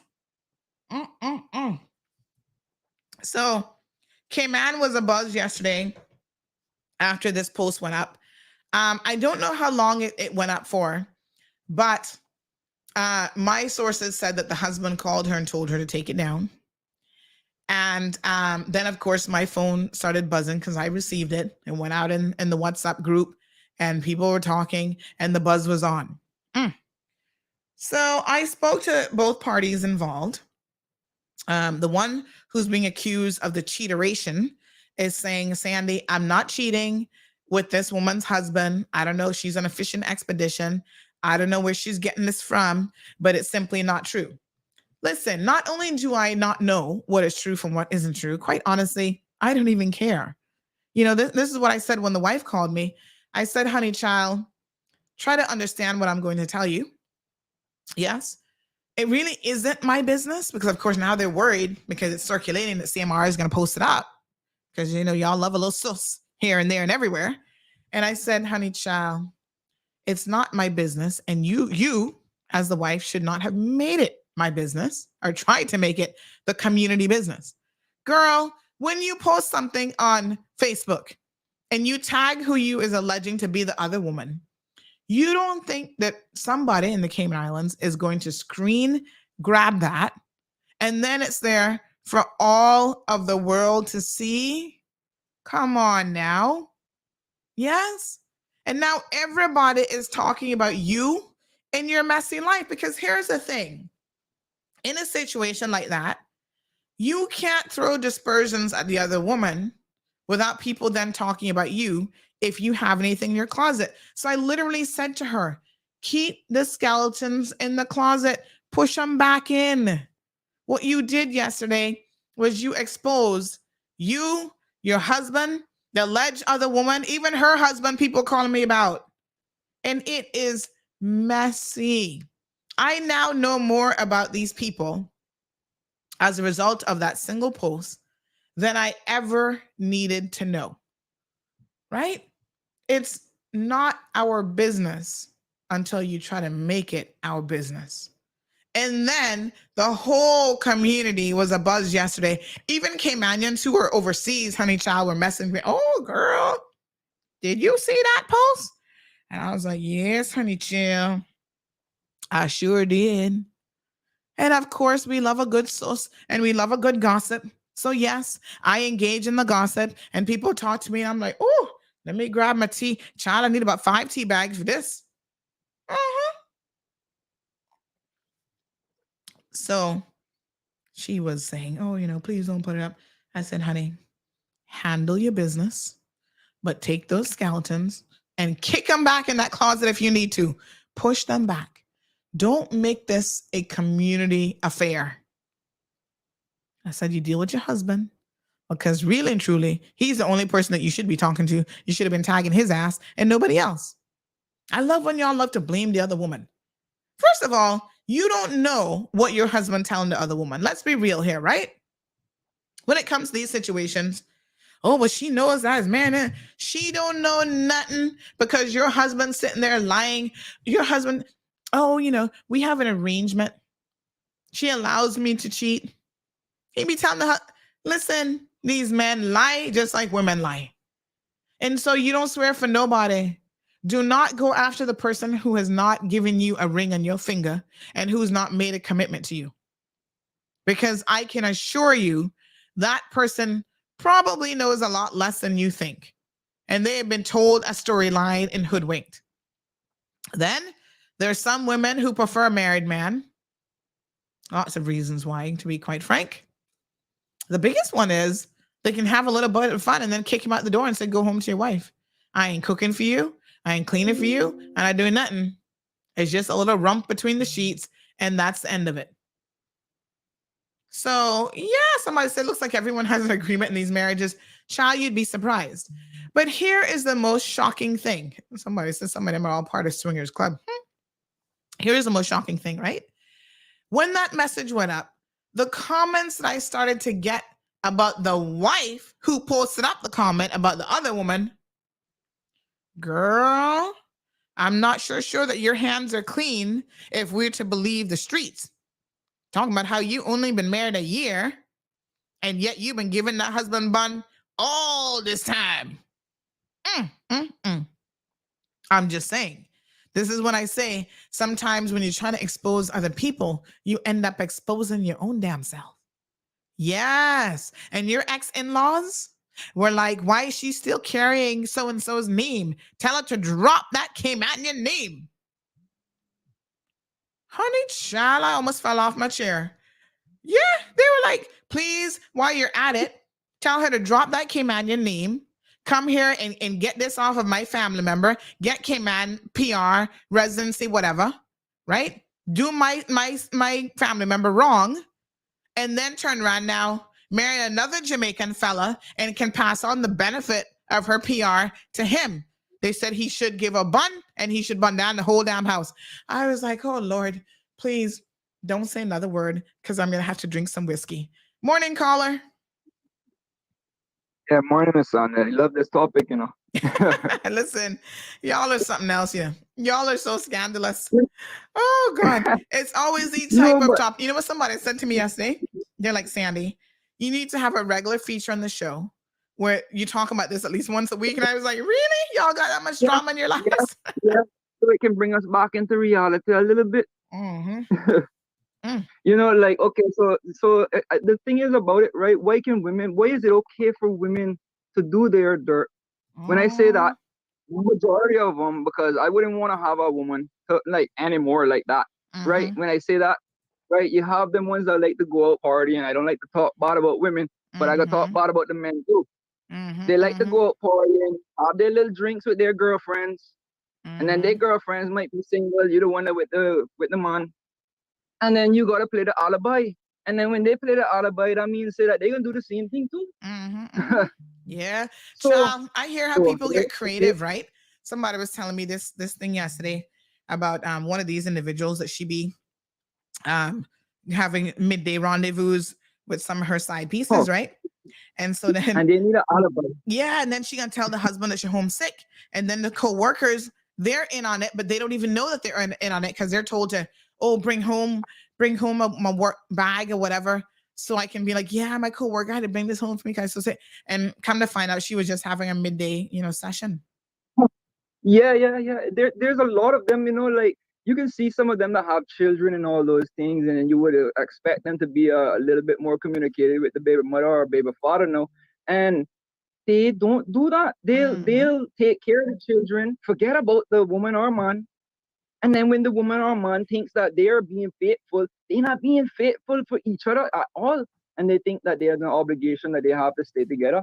A lot of them I noticed do that here in Cayman, and this is why I don't like dating Caymanian women. But hold on a second now. I think you're being a little prejudiced. What do you mean, Caymanian woman?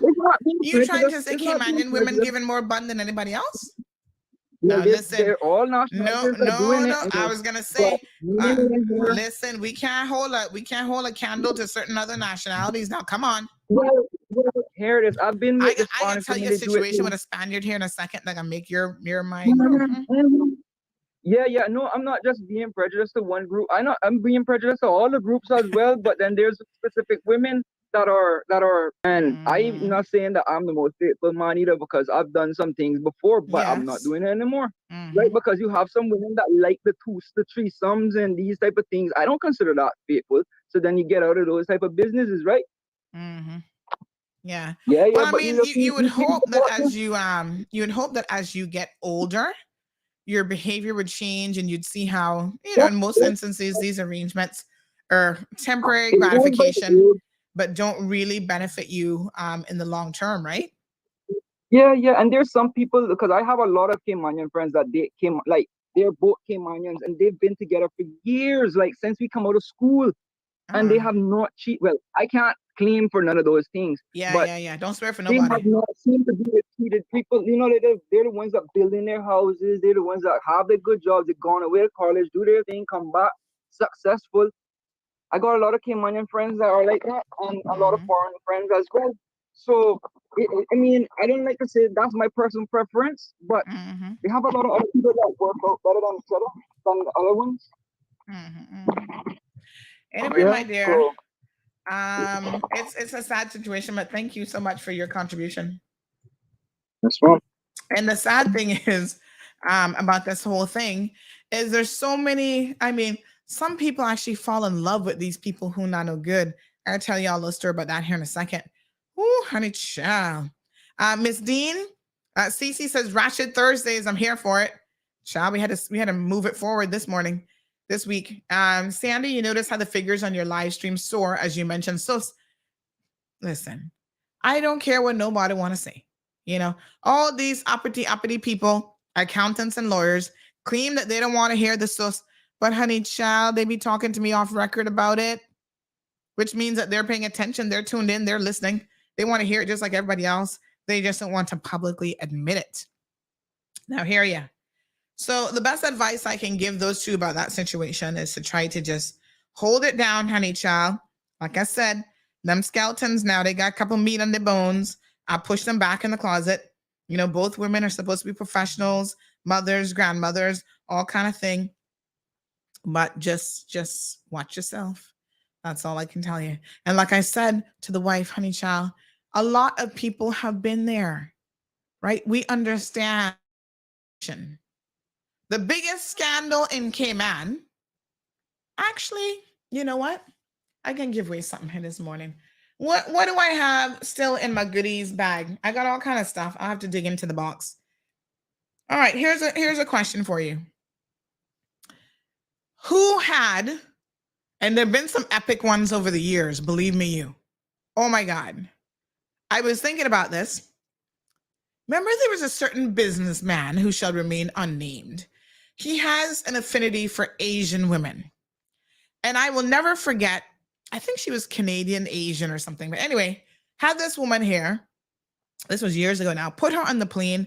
And honey child, she sent out one email that circulated. This was before social media allowed you to just put your business on social media. She sent out one email. Oh my God. That made the rounds. Everybody in Cayman got this email about him and how he treats women and he's a cheater and what he does and da-da-da-da. Do y'all remember that one?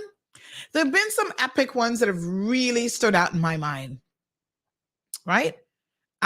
There's a certain Caymanian committed bigamy. Remember that one? That was a hot mess. Yes. And then when you know the backstory, he actually was having an affair with a woman that was his wife's best friend. So this one who posted this foolishness yesterday, she better relax because the woman you're accusing, you weren't her best friend. Imagine your best friend doing it to you. Yeah? Who stood in your wedding to the same husband. Oh my God. And he'd been cheating with her for years. Eventually went overseas and secretly married her on a cruise ship or some foolishness. Committed bigamy. That situation has always been so messy. And speaking of messy, somebody else said to me the other day, can you address these two women? They've been fighting on Facebook, again, putting up all these posts about, oh, I took care of him better than you, and this, that, and the next thing, and who are you, and da-da. And I mean, they were like going back and forth with these posts, trying to come out as, I mean, it doesn't make any sense really, because nobody comes out looking good. Neither woman really comes out on top. Like, it's not a good look. And of course, you know, as a woman, we always look the worst. The men can go out there and do the most, and y'all patting them on the back and nothing wrong with them. But when women start to get messy with it and put their business out there, and well, I took better care of him than you. And this, I mean, good morning, caller. Good morning, Sandy. What a hot mess. Now, that is what you call a maid of honor. That is what you call a maid of honor. Lord. Listen, where the wife falls short, she was picking up the slack. Oh, geez, come on, man. You can't blame the girl. No. Listen, she had fallen short, and he said, baby, mama, I got your back. I got this. I know this time and the time for you, so I got this. You take a break. So, Lord have mercy. So, ladies, be careful of the maid of honor that you pick, okay? Just be careful of maid of honor. Listen, he's a dog. It doesn't matter who she picked, really. Listen, Sonny, with that whole incident with that person, and I know the person of the accused, the one that was being accused. I can't put my head on the chopping block, but I know that lady has better pride than that. Straight up. Which Second one? of all, You mean the situation yesterday? yeah. Okay. Second of all, But and she had two situations. No, swear no, for no, nobody no, there. no. But what I'm saying to you is, Yeah. the reason why they call it bun is because Jamaicans, they call it, like how they say, instead of saying water, they say water. Yes, So it's just like that. They just leaves it with the That's tongue the and like leave pronounce. out some. Yeah, exactly. It called bun. Yeah. And it's kind of a little bit too early because Christ Easter ain't come yet and you're getting bun already. I'm telling you, this is like double bun. And at least you're picking a good hotel if she decide to go. Come on. You're putting your husband up in class. I must say the Western, you could do worse. I mean, she could have went down to the dikes or something else, Yes. Sir. But at the end of the day, I wonder if it was going to be like a weekend. Let's just play with this a little bit. Again, assuming all parties are innocent, do you think that it was going to be like just a one night thing at the Westin, or were they going to make like a whole weekend rendezvous? It got to be a whole weekend. It's too damn expensive to make it for one night. Right? Come on now. Yes. No. And you see what happened? What he will have to do now? He would have to pick an argument and say, "I need some time to get away." Okay. So you pick an argument with her and say, "Baby, you know what? I need some break. I need a break. I going on Jamal house." Okay. And or I maybe need a he was break going to from you. pretend to be traveling or something. I don't know. No. He wasn't going to be that sophisticated. No, because if he go travel now, she won't go to the airport and fall into the airport and drop him off, pay for the bags and all kind of stuff. So that, he would pick a fight. Unless he's saying he going to Cayman Brock or something. Yes. And you know the Broncos are calling. But at the end of the day, Sunday, I mean, for her to do what she did, it's kind of sad. Yeah, people, you say that, the Caymanians cheat, the Jamaicans cheat. Everybody does it. I mean, at the end of the day, you look at it this way: spring break. Back in the day, spring break, most of the tourists, people came down here. They had the weekend. The girls trip. That's true. The girls trip. And they want to get their Stella groove on. From time Stella had their groove on, they came down and going, "Oh, let's go down to Royal Palms." All you had to do go Royal Palms Holiday Inn, and that was it. Yeah. Those were the hookup plays back in the day. They would have hook up Sunset House, Sea View, Bay View. All of those were the hookup days back in the day. And even the posh people, and I know there's a fact that lives in South Sound, they had their husbands and this and that. They would do it too with the local guys, and then when you see them with the local guys, they pretend they turn their nose up like they don't know who they is. So, Luigi, call in, man. I mean, what your name is again? His brother, Johan, call in, because brother, he, come on, Johan, he fall asleep. I called Denner last week. Now, Johan, wake up. Somebody text him and tell him wake up. This is right down your Bunning Street. Anyway, yeah. Somebody say you sound like an expert. Perla says this caller sounds like an expert. I had my days back in the day. I must say, I had my days back in the day. That was back in the holiday days, and what you call it, rumhead and sharkers. Everybody had it. Everybody had it. There's no person. Guess what? Johan is in the house. Good morning, Johan. You were missed. People calling from this topic turn to this. So everybody's like, where Come is on, Johan? Yeah, we need his comments. I would just have to call. I was just going to call a missing person for Johan. I know, right? So here's his comment. He says, "For the love of sweet Jesus, sweet baby Jesus, how is this newsworthy? Plenty sun and bun in the Cayman Islands involving politicians, senior government officials, Cayman celebrities, and the glitterati. Yet none of that is being reported. We done talked about that last week. Johan, you missed the boat on that one. But so funny, right? This person was on my road twice within 3 days. Second one. Oh, you didn't get it, did you? She having a bad year. She having a bad year. She had a bad weekend. Yeah, she had a bad week. A whole bad year, actually. Yeah. and not off to a good start. Yeah, now off to a good start. The car, now this. Jesus God. Oh my God. I hope it wasn't him that was driving the car. That stole the car. Anyway, darling. Yeah. Y'all take care. But right, my dear. I mean, Cayman has a secret society on, to But be honest with it you. appears to me that it's not so secret because listen, the second that post went up, everybody was telling me everybody business. And in fact, Yeah, but another one then went and commented on another post where the person's like, oh my God, what is going on? I having a bad year. Some other girl commented that people said, please tell her to hush her mouth because she was married to a gay man and this. I was like, oh my God, I can't even. I she was should have like, just please, left it alone. I feel like I need to join a nunnery.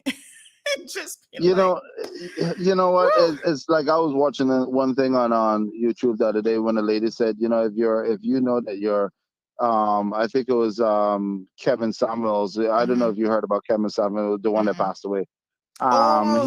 Yes, the older gentleman, and he said when a woman calls you up and said that, you know, women I don't think he was that old, but yeah. No, yeah, and you don't want to know how he died. Well, supposedly died or Yeah, passed man, and he passed was on. he was in the throes of it. Yeah, he was a very he came, controversial African American man. Yeah. Yeah, he came and went at the same time. Let's leave it at that. But listen, he could have benefited from this Health City executive check because apparently his medical the medical examiner concluded that he actually died from hypertension. So despite looking good on the outside, he had uncontrolled hypertension. And so at the age of 53, when he died suddenly of this cardiac arrest, they've concluded that he died from hypertension. And yes, I mean, the sex that he was having at the time might have contributed to the heart beating a if little you bit. see the girl that he was having sex with, you would understand as well. So, yeah. Child, if you can't handle it. Yeah, he jumped on a horse that he couldn't ride. So, but what he said, one thing is that, and I will put it, when women, like you said, women do not know what the men that they going after. The women that they going after, they don't know what the men are telling the other woman, right? And vice versa. You don't know what the women are telling the other man as well, because women could do the exact same shit. Sorry for my language. They could say, well, I know with him, me and him having problems, and he not no good. And he treats me, he beats me, he do this and do that. Then you feel that sorrow, and then you give them that empathy, and then that's where it falls in, right? But at the end of the day, what you do is like, listen, when someone comes to boy and take your girl, I say, well, boy, I'll tell you what, the mortgage is 1520. The light and the water bill is that. So if you want to take up that responsibility, feel free and go ahead. Okay. And Kevin Samuels did say, he said that when a woman calls you up and says this and that, whatever, just go and go, oh, really? Do you know that he likes this? He like his air being tickled and doing this and doing that, and he likes this and like that. 9 times out of that 10, the woman's not going to call back again with that attitude. Because they're going to realize that you don't care. But when you sit down and argue and fight, you playing right into their hands. And sometimes, half the times, it ain't true. Sometimes some women and some guys would like this as well. Some women that the guys would like to get a chance with, and just had 1 or 2 talks, will go and cause problems. You have that type of issue as well. So I'll leave you with that and with the sus. And guys, at least wait till Easter come before you get bun, because the cheese on display on discount. What a mess. Thank you, caller. Appreciate it. All right. My God. 943 Bobo is his telephone number. No, sir. Anyway, wow. I don't know. I don't know what to say, except it really is a hot mess. So, what can I say? Wow. Where do we begin? Well, let me say this. You know, there's a lot of times that I sit back and I hear these types of really salacious and scandalous discussions in the community. Like I said, we all partake at some level, but Johan says allow them to fix their unique relationships. That's what he's going to call it. But child, I try my best to really ignore the foolishness. And this is what I'm going to talk about politicians, Johan, so you hold tight. Good morning, caller. Welcome to the program. Good morning to Mr. Johan. Yes. The only thing salacious this morning, Miss Sandra, is that you didn't understand bun is burn. I can't believe you. I always thought it was just bun. Like I hear people, and then when I'm thinking about this, I'm like, why do they call it bun? That don't even make sense. Clearly, I had not thought about it too deeply before. Yeah. And again, morning to Mr. Johan. Bye bye. Yes, my dear. I'm gonna be listening now because I couldn't listen before. Okay, okay. bye. Child, you learn something new every day. So y'all can mark down on the what today's date is. On the 7th day of the Lord's year of 23 of February, Sandy Hill finally understood what the term bun really meant. Mark it down in your diaries, folks. I've had an education here today. So listen, this is a thing, Johan. I do want to talk about this. I'm going to bring up these politicians again who've been misbehaving because there's a context in which to put it in, right? I hear a lot, believe me, you. So even, like I said, the wife, child, please, she needs to go take about 5 seats because no one is looking at her like she no little angel either. Somebody says, I love the topic. And that same woman that wrote about the other woman on her wall was married to my daughter's father, and she threw away her first baby for him. I mean, this is what people talking until someone talks sense into her head to get pregnant again and secure her stay here because she wanted to leave him, but she couldn't leave him without getting any papers. And he told her out of CN bar, and he took her out of CN bar. Oh, she used to work CN bar. You see what I'm telling you? People get all up in your business now when you open Pandora's box. And run Jamaica and married her. After immigration had blocked her from getting another work permit. Jesus Christ. Oh, Lord. I really might need that Bible for true. Oh, my God. We need to read a Bible verse here this morning. Somebody please pray over the situation. Yes, these immigration scams are strong. Lord, give us strength. Another marriage of convenience, right? So she couldn't get another work permit. Bring her back after 2 years of marriage. She divorced him and wanted to take the house. And the house she found him with and thought the Caymanian was fool, you see. What a mess. Lord Jehovah. You see what I'm telling you? People know your business. And I hear these things in the streets. Just last week, one of these individuals was involved in an altercation at some bar. And someone was messaging me, Sandy, how you not get the video of that? And I said, well, if I don't get something, I don't get something. And I don't go out there looking for this stuff. You know what I'm saying? They say, yeah, you get that video and you put her in blast and how she worked for government, but she not nobody and she should be ashamed of herself and blah, blah, blah. Y'all are so messy. And everybody's recording it. So now, there were 2 women fighting apparently at the bar in Bodden Town, right? And what this person said, she fought them to who and I get Henny bottle to the head during this Bodden Town fight. And there was a video circulating. I'm like, people, you need to roll back the messiness for 2023. It is still a little bit too early in the year for it. And your name all over the streets already, and it's not a good look. Let me talk about some of the politicians. So you guys remember, not last week, but the week before, I was talking about some of these misbehaving ministers, and there's an element of sexual harassment, and that's not funny. This is not about politicians giving bun, right? Because trust me, some of them are epic, and this is not about them, given that specifically. It's about them trying to harass civil servants sexually in a way that they do not want to be harassed. They're trying to maintain a professional relationship, and these ministers don't know the boundaries that they're crossing, or they don't care about the boundaries that they're crossing, right? So to try to, I guess, gaslight me and deflect from what the truth is, right? They have been going around with this narrative. Hear how this go now. Now, this is where it's at. They are going around claiming, and I saw, remember, where's John LaRue?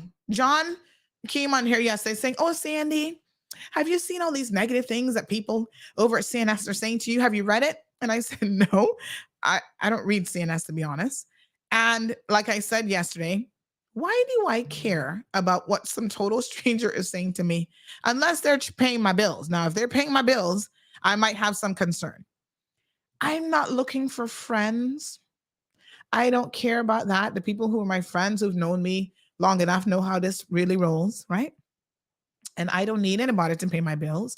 I'm okay. Praise the Lord. Hallelujah. I tell you, let's get a hallelujah up in here. Yes. So why do I have to care about your opinion? Why do I have to read your opinion? Why do I have to indulge in it? I don't, is the bottom line. You can like me, you can hate me, you can love me, you can be indifferent to me, and that's your prerogative. That's okay. I'm not gonna fight you over your feelings. But here's what these politicians have been doing.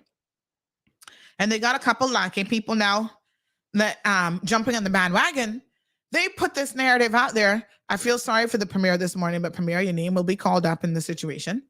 They're claiming that the premier is using me and CMR to call out his ministers. Hear how stupid they are, right? The premier is using me and CMR to call out his own ministers to make them look bad. I was like, huh? Either he has to be the dumbest premier ever, because if they look bad, he looks bad by extension. How is it that his ministers can look bad and he's not gonna look bad?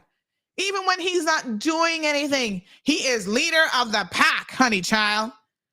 And so when they're out there misbehaving, I know y'all thinking, why can't Wayne Panton rein these guys in?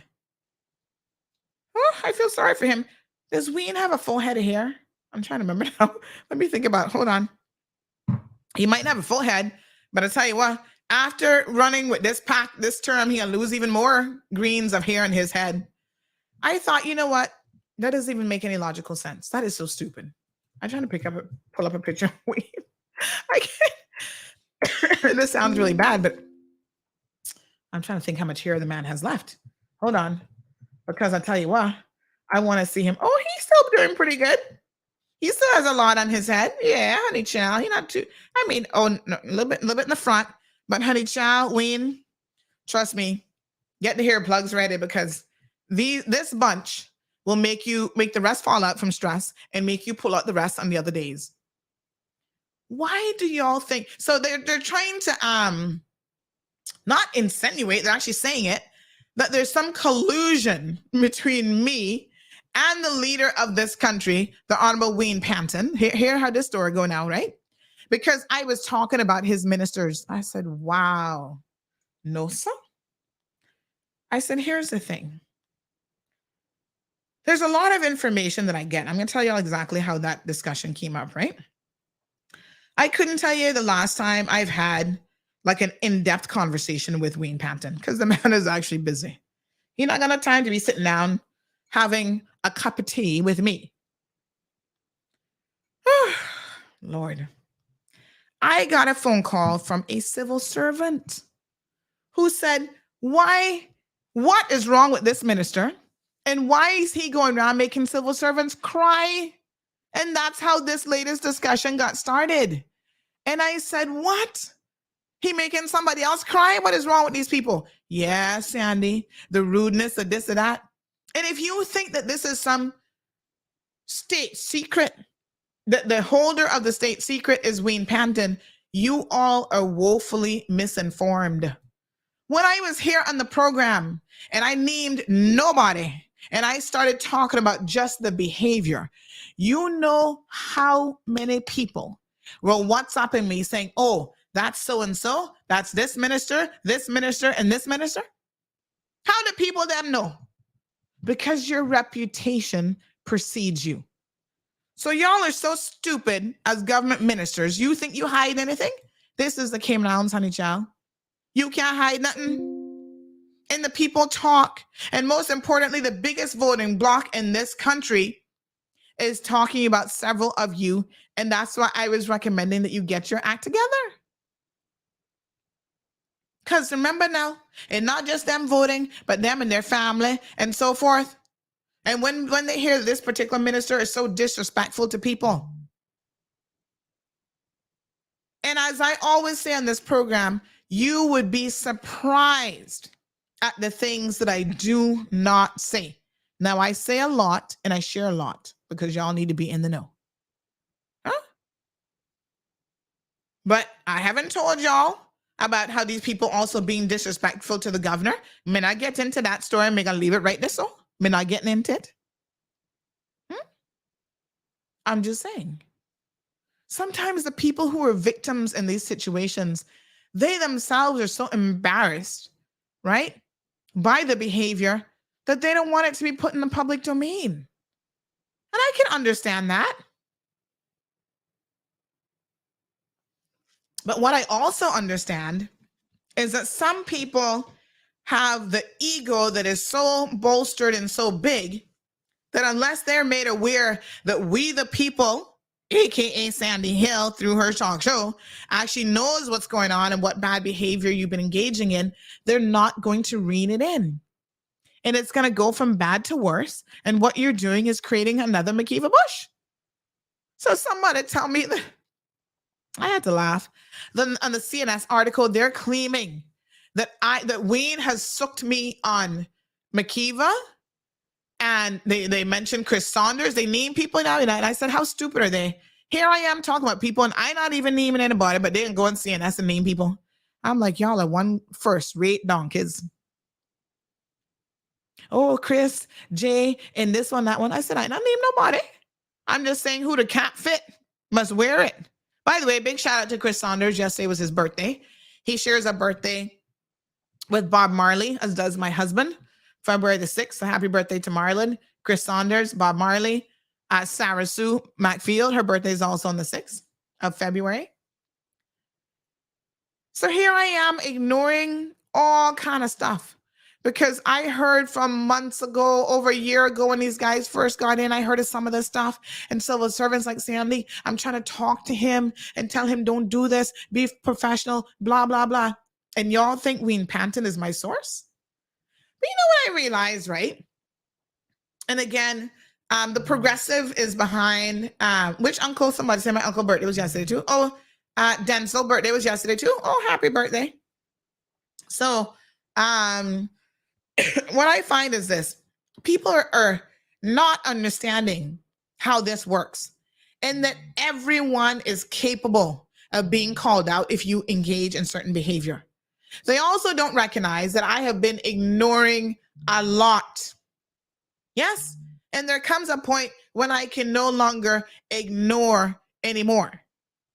And then I must speak on it. Speak truth. What do I say? Speak the truth and shame the devil. And there has to be some exposing of these situations, not with a view to embarrassing anybody, but with a view to putting an end to it. Just stop it. If you don't give me anything to talk about, what am I going to talk about? But you know, the progressives from day one, because they're so salty over losing the election, poor them. We're going to pray for them too.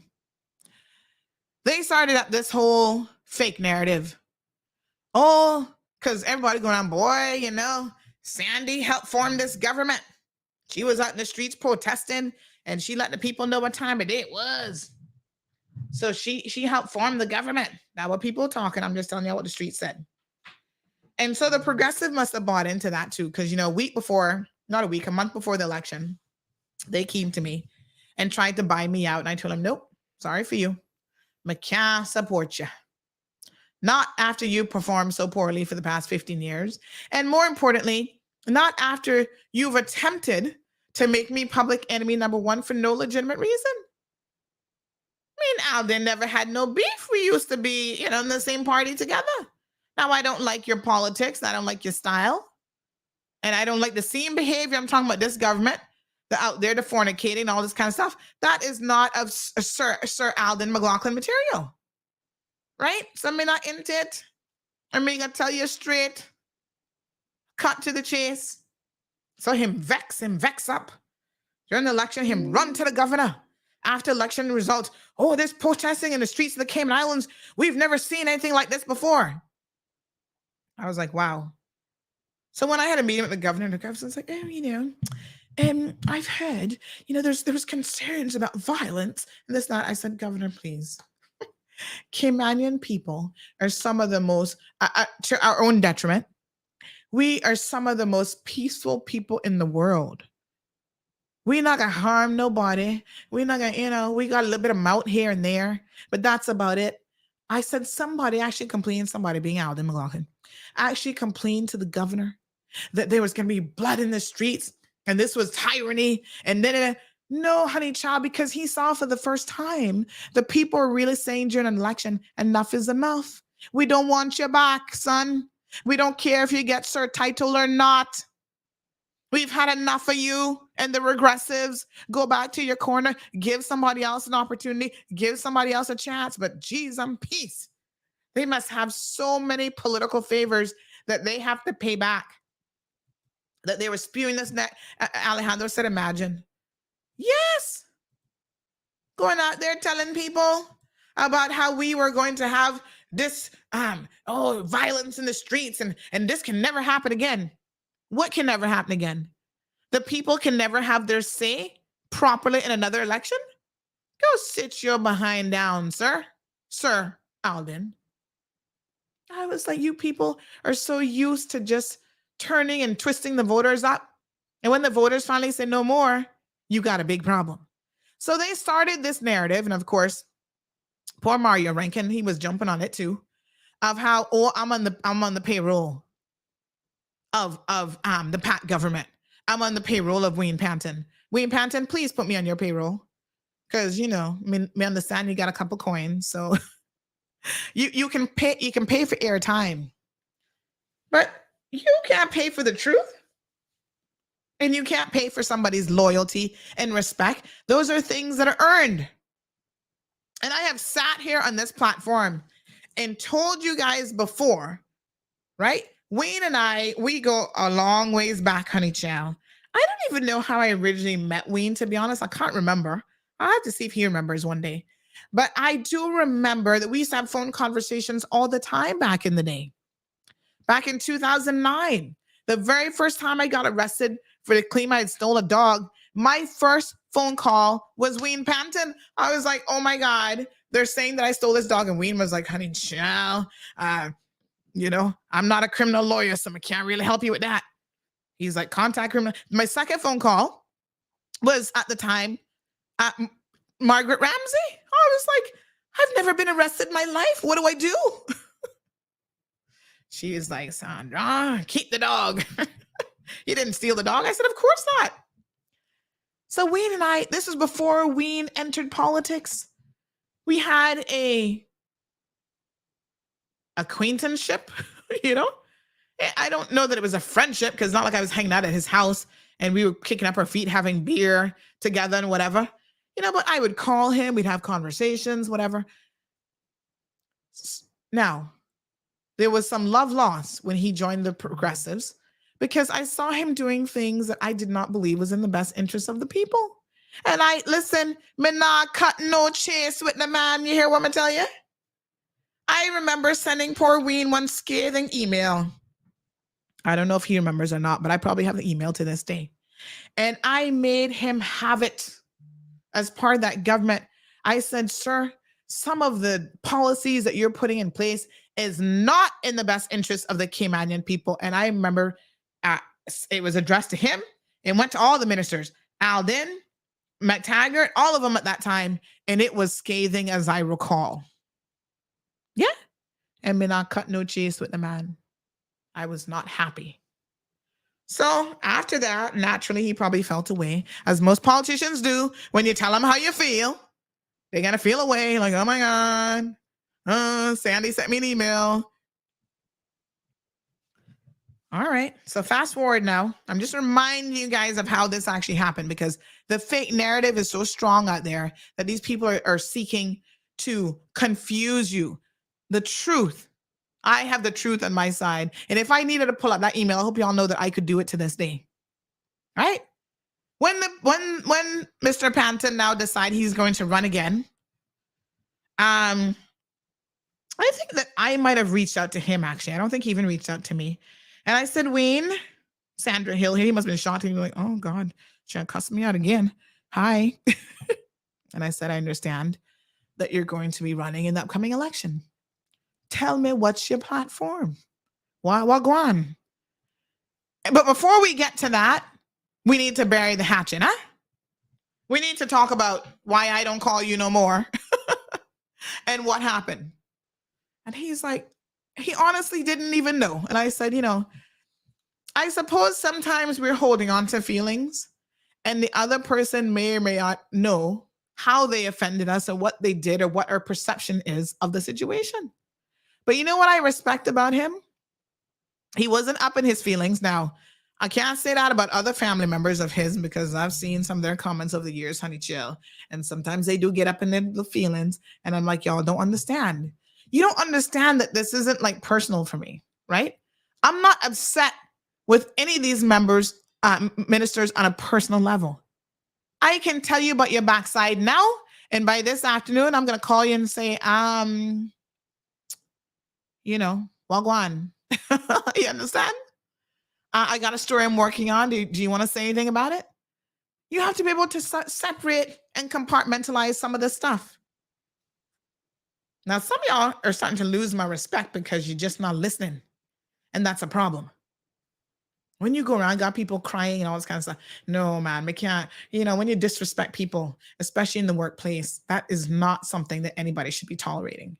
Everybody deserves respect at work because enough people not even getting it in their homes. And if you're a leader of this country, you should know how to disagree without being disagreeable and how to disagree without being a jackass. You know what I'm saying? And how to share your opinion in a professional manner. Anyway, so Mr. Panton and Wayne and I had a conversation. And I said, perception or not, the perception for me is my reality. And I felt like you changed when you became part of the progressives and all of a sudden your shit didn't stink.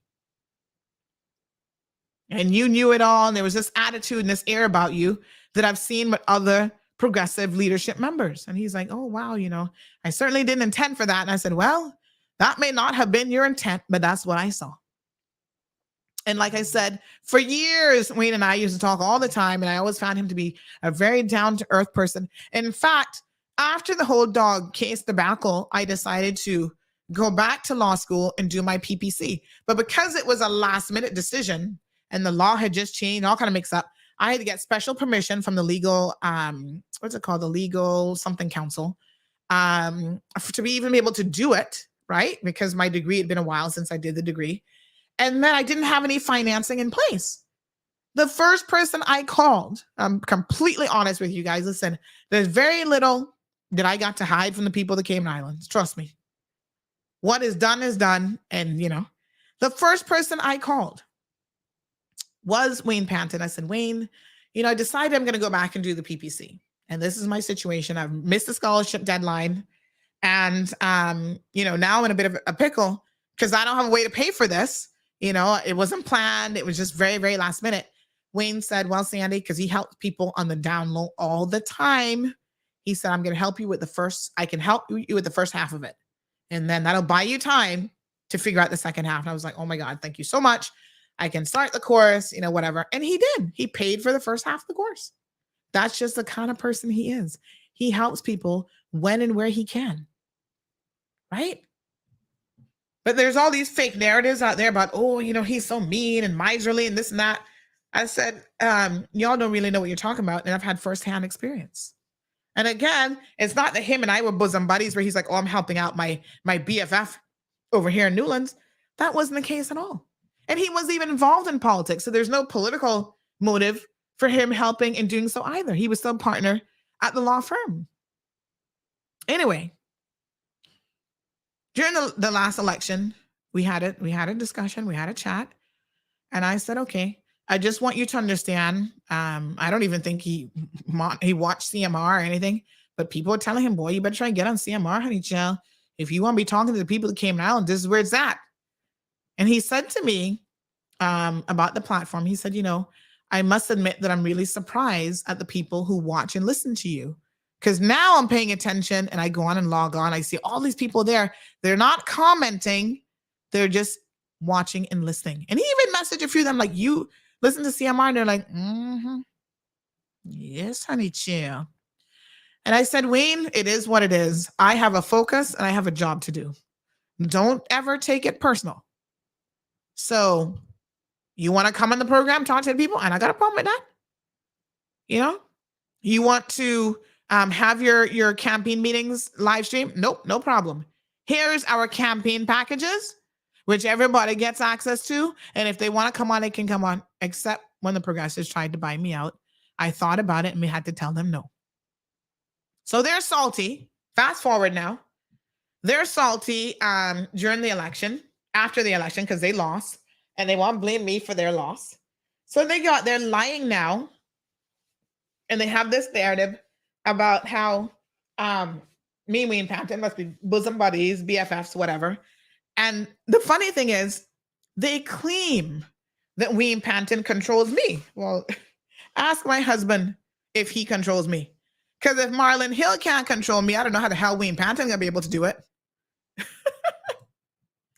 I was like, what? Hold on a second. Let me take a little nasal break. Let's do a quick message from one of our sponsors.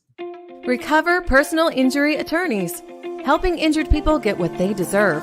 Did you know that insurance companies have lawyers that represent their interests? Before signing and accepting any settlement, know your rights. Call us today for a free consultation at 924-9999. That's 924-9999. Recover. Your personal injury attorneys are on standby to assist. Are you tired of overpaying for TV services? Can't figure out VPNs? Constantly missing your favorite TV shows? And no access to the good stuff on streaming services? The frustration is real, but it doesn't have to be. Contact Roque, Cayman Streaming Pros. We'll put you back in the driver's seat in front of your TV. Call, WhatsApp, or message Roque today on 926-1213. Roque is not a TV service provider. Terms and conditions apply. Yes, honey child. So people apparently really bought in. Some people, I don't think it's the majority of people by any stretch of imagination, but some of y'all just don't know the time of day. And they brought into this narrative that somehow Wayne must control me. And so they actually, believe it or not, run to Wayne Panton complaining all the time. Like I said, ask Marlon Hill if he can control me, and then we'll have a discussion. Good morning, Carla. Welcome to the program. Good morning, Sandra. Hello. How are you today? I'm good, honey child. How are you? Okay. Thank you. You said something a little earlier about you can't pay for royalty. Loyalty. Loyalty. Mm-hmm. Oh, I forgot. Loyalty. Oh yeah. That's a down here. You yeah.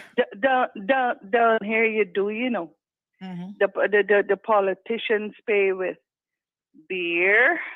And beer, and you can come to me every weekend for your $50 for your, and with getting some girlfriends and excuse my language, but it's knocking them up, as we say. But not loyalty. Yeah, but they are loyal. That's prostitution. They're not loyal. I can tell you that they're not loyal. That is loyal. That is loyal to that politician because it makes them feel they're fuller than I thought. Then much bigger. But that's not today news. You know, that's been going on here in West Bay for ages. Not just West Bay, my love. All over the Cayman Islands. Yes. The thing is, yeah, I really forgot to. Let me say this, caller. Right? Recently, somebody said to me, "Oh, I didn't know that this certain politician had a what's the word I'm looking for? A thing for boys." Right? And I said, "Really? That's news to you?" So sometimes we find out bits and pieces of information about our political leaders, sometimes all 25 years later, because we just late with the news and late with the source. And there was no mall road around back in those days, like it is now, the super information mall road. Anyway, so the news kind of traveled a little bit slower. Because I said, boy, you late to this party. But who don't know that already? And this person was genuinely like, wow, I'm just hearing this in the streets. I'm like, honey, child, I guess better late than never. Yes, exactly. And may I tell you, a lot of people that has in West Bay, I have to speak of West Bay, even though this little island is small, and you hear if your neighbor sneeze, or if somebody in Boston got a cold, you know. But the thing is, some of those people have been working before, but when the politician want their exes, because it's getting close, and not only for the ex, you get a fridge, you get a washer, you get anything, and they used to work before. Now they haven't worked for years and years and years.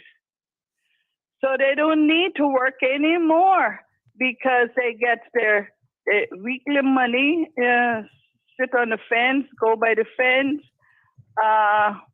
from 4 or 5 o'clock in the morning, and then bush. I'm totally stressed out. But that's everyone down here in West Bay. But two particular ones, make I tell you, they have run West Bay by their little finger. Unfortunately, we sucked it all in and sucked it all in. Now, if we come back and say, I'm not doing this anymore, then they get at your children. And they come up with all kinds of things and make sure, even though those children could be much more educated than them themselves, make sure that they don't get a job. And all kinds of things goes on, but nobody's stopping. Like you said before, we are some of the loving, kindest people. But when are we gonna stop loving and kindness to the wrong people that just want to use you, and you can't figure it out till years later? And then when you come back full force, then they report, oh, they can protest, they can this, but we need to do something. I was in 2 protests, and so is my friend Charlene Pert. Yeah, and this is what I said. I have to be honest with you, right? When I heard that Alden was pushing this narrative, but we protest and blah, blah, I even said to the governor, I know you've only come here recently, and Alden has you hoodwinked. That's why you nominated him for this Sir Accolade foolishness. And I said, has he ever told you about the protests that I was involved in, pushing wheelbarrows down the street of Georgetown as part of his progressive government? Really? No. I said, The scandalousness of trying to control a certain narrative when it benefits you. Tell the truth. How many times have we not protested? We've marched on the government steps. I remember, I got to try and find that picture. People like me, Billy, Adam, Danny Warren Jr., tons of other people had placards up marching on McKeever Bush when he gave all those status grants. It's not the first time, and it will not be the last time that the people's voice be heard in this country. And my God, if we have to take to the streets to protest, we will do it. All of a sudden, it's tyranny. It's this, it's that. Oh, they were threatening. I was like, what? This man has lost his mind. And of course, he's trying to scare little prim and proper English people now into believing this foolishness who don't even know the history. I said, he conveniently, my apologies, he conveniently didn't tell you about all the other times that we protested because it was on behalf of the progressives and he was on board. Is that not right? Anyway, my love. Yes. I think he knows about protests because he comes from a big country that does all kinds of things. Right now, England is the worst off country far as money, employment, and whatnot. He can go brag that one. Or talk about that one. Yeah. And you know what? I didn't say so. BBC News says so. Anyway, my love, thank you so much for Anyway, those comments. my love, I had some more, but you finished with Health City, which I think it's that I wish that hospital had been here many years ago. And I wanted to call in, but something else interrupt me. To keep up your good show, we're listening, and as long as God give me life, I will call in and I would say the truth of what I know. Thank you. I appreciate it. Thank you and good morning and God bless you. Thank you so much. I really appreciate it. And that's all that we can stand by, folks, is the truth. And the truth is, while these people are trying to push this false narrative that somehow, and I chuckle, because on one or two occasions, like I said, I hate to say it like this, but nobody really controls me. Yeah. And no, honey child, you can come to me in a respectful manner and say, Sandy, I think this and this and this, and I'm going to listen to you. I will take it under consideration. Alejandro says to that caller, thank you, caller. God bless. And I'm a reasonable person. 97% of the time, I'm a very reasonable person and I'm going to listen. Only certain times you get me in the wrong side completely that I won't even listen. And if it's logic you're coming at me with, God knows I believe in listening. So y'all be running to Wayne Panton, saying to him, can you tell Sandy this and can you tell Sandy that? I'm sure he has told y'all no, because he does not control me. But it's so funny because y'all do the same thing to me. I get messages all the time. Or tell Wayne Panton this and the government must do this. I don't run the bloody government. News flash. Despite what the progressives and their 5 little lackey people out there posting anonymously on some blog, because they have to post 50 times to make it look like it's 50 different people, I don't run the government. I take no credit for putting the government together. Other people have said that. I've heard other people say that. I don't believe that. I think we have all, as a community, had a role to play in formulating this PAC government. I was not there protesting by myself. Good morning, CC and others, Jermaine and others, who were making their voice be heard. They said we had enough of the progressives, so why y'all blaming me for? Oh, because I have the widest reach and I have the biggest platform? Well, maybe. But there were other people who were saying, not today, Bobo. We have had enough of incompetence. 15 years of incompetence and can't get jack shit done is more than enough of an opportunity. Yeah? So I don't control Wayne Panton and I don't control these PAC members. Now, when I bring y'all news, and I've even said to Wayne Panton, I say, you step out. And he said, boy, Sandy, you're not going to worry about me because I'm not into that kind of foolishness. I said, because you're going to be exposed same way, son. He's like, nope, not me. I don't go out there digging for dirt on these guys. In fact, just like the situation with these women putting all their scandalousness out on the streets, I ignore a lot of it. You think I didn't hear about the fight in Town at the bar? You don't think I hear about the video circulating? I've been ignoring it all. And y'all don't stop when it's being ignored. And you keep going and you keep going and you keep pushing the limits of people's sensibilities. So by the time I address these misbehaving ministers, because remember I had addressed them before with their behavior and alleged behavior in Cayman Brac. That was early on. Then they're going overseas to Jamaica and they're misbehaving. You don't think I hear these stories as it's happening? I'm not running on here every day and be like, yeah, this is what they did this past weekend, blah, blah. No. I'm watching and listening and paying attention, making my observations. and they need to get it together. We in Panton not telling me nothing. It's the people that work with you, the civil servants that are sick and tired of you. Yeah, they're the people. Bless their hearts. Because I'm here to stand for the people of the Cayman Islands, and that includes the civil servants. Yes, they're not all performing to par, and those people who aren't performing know who they are. And I'm not going to give them right when they're not right.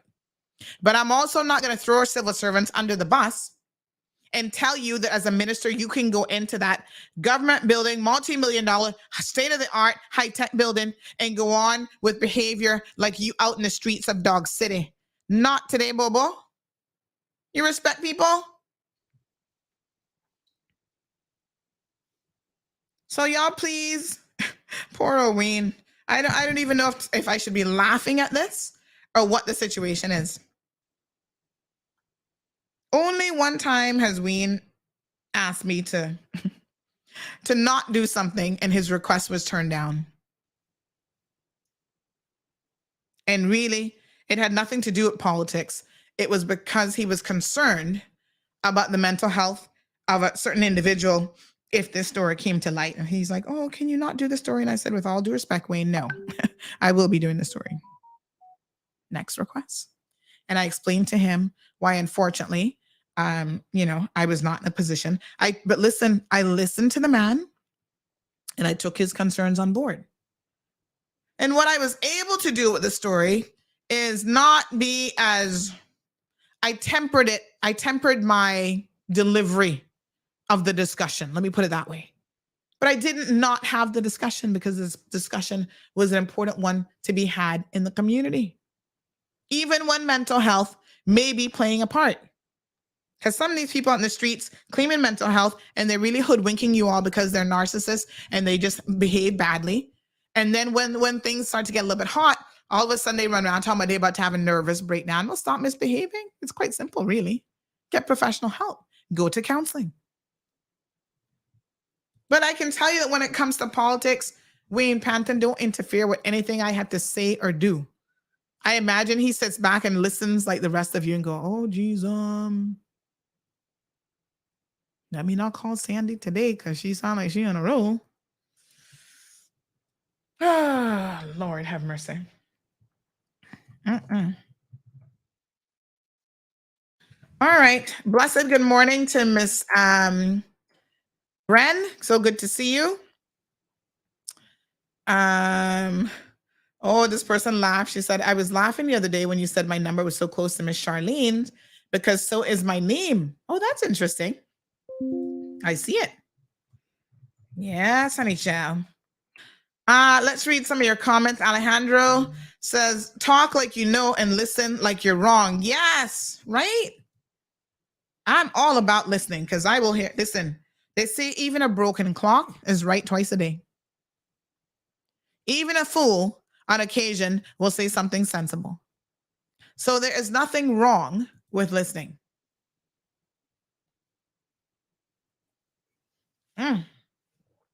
Alejandro says, I was in California when I saw you all out there. I wish I was here. Mm-hmm. And simply because I have some background information, right? In terms of what's happening. And a lot of times I got a lot of background information, honey chill. Not just in the world of politics, but just life in Cayman. Because people, one thing I know about people is that people talk and they love to talk to me. That's all I can tell you. And so a lot of times I just listen and I take it on board. Before I came to understand that a certain politician likes young boys, the first story I heard actually came from one of their so-called supporters and how he was approached by said politician for sexual favors. And said politician said, sir, me not swing in that direction. The friend, political supporter said, me not swing so. Even for the politicians, me not gonna swing it in that direction. And I was like, that's interesting.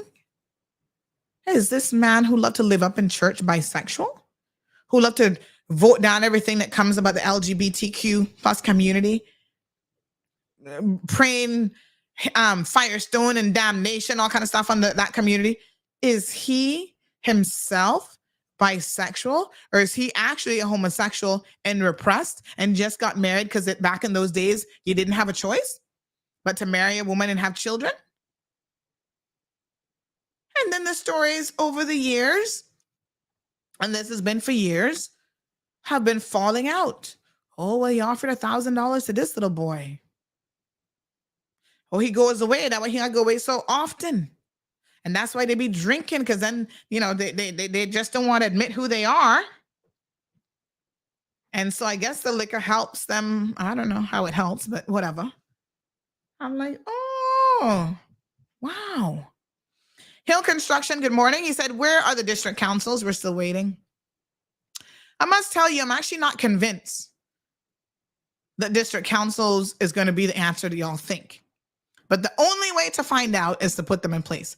Because I believe district councils is going to be an extension of these board appointments.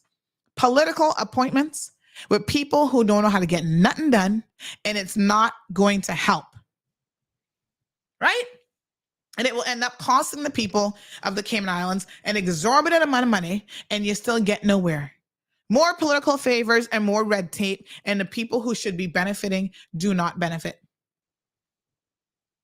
Every single day, if I had $1 for every time I get a message, people from Jamaica, from the Philippines, from all over the world, I need your help, miss. Miss, can you help me? I didn't even know these people.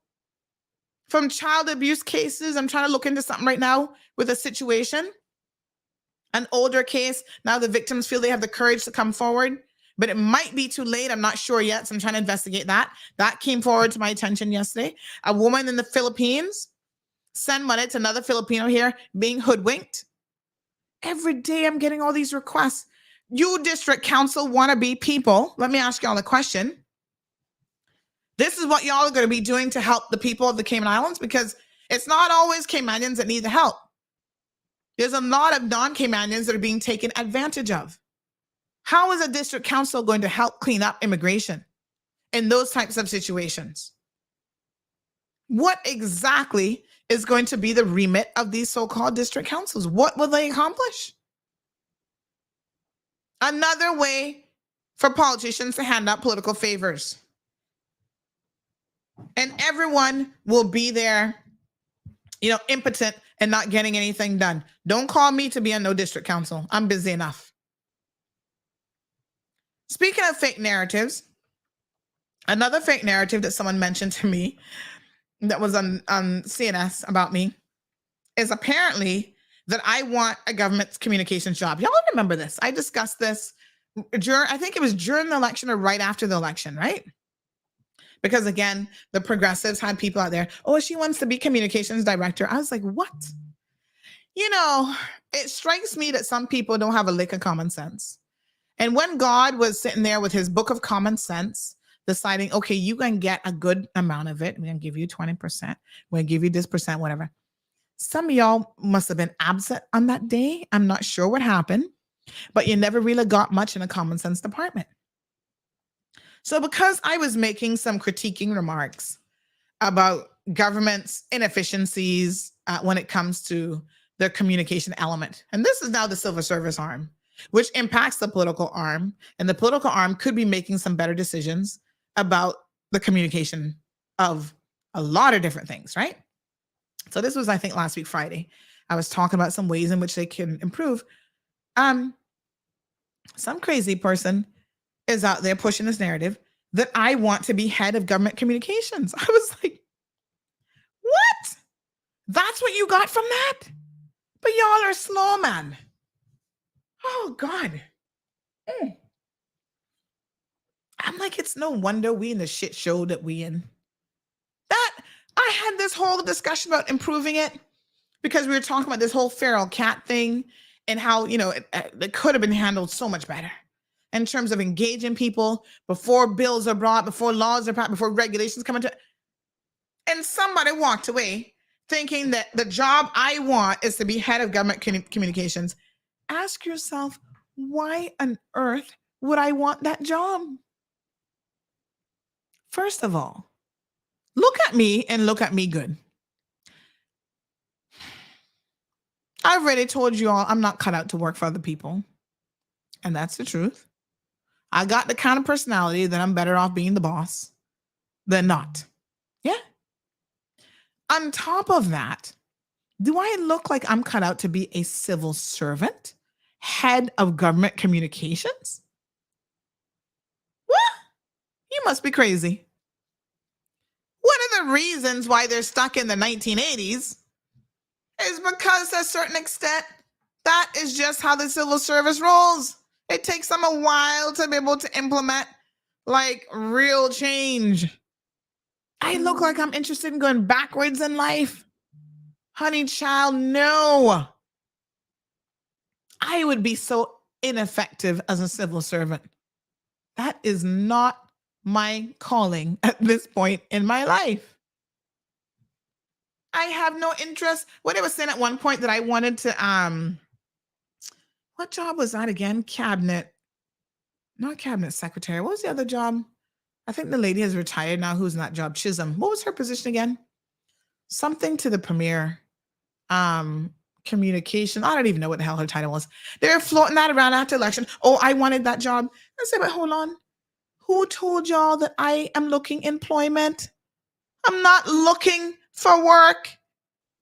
I'm not looking for employment. I'm actually very busy. I run multiple businesses. We don't need the work, folks.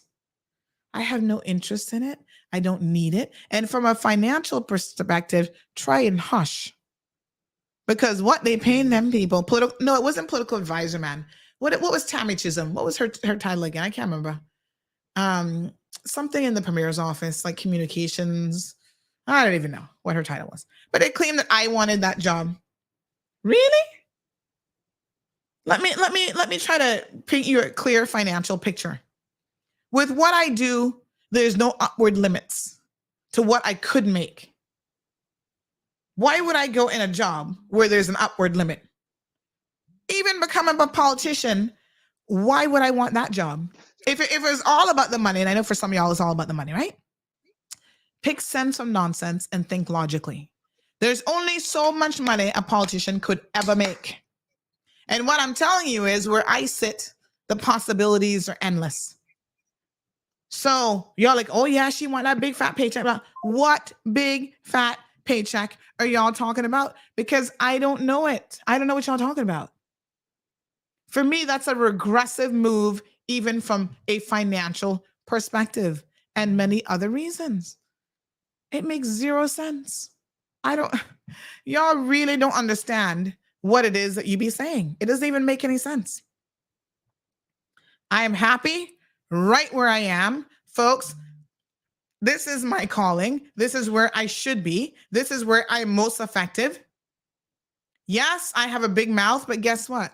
This big mouth actually gets things done every single day, helping the people of the Cayman Islands.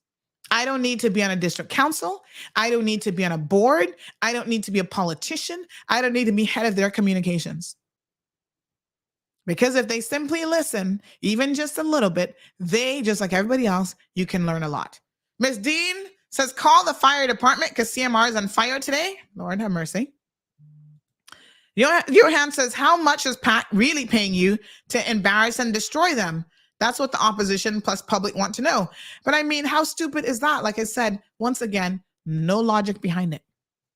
Why would any member of the PAC, although some of them are, sometimes when people accuse you of doing something, I've said this before about some other bloggers and stuff like that, it's because they themselves have done it. So when they're like, oh yeah, you being paid, that's because they have been paid. They've been on the take. So they believe that everybody does that. But to me, it makes zero sense. Wayne Panton is going to pay me to make his ministers look bad, but that makes him look bad.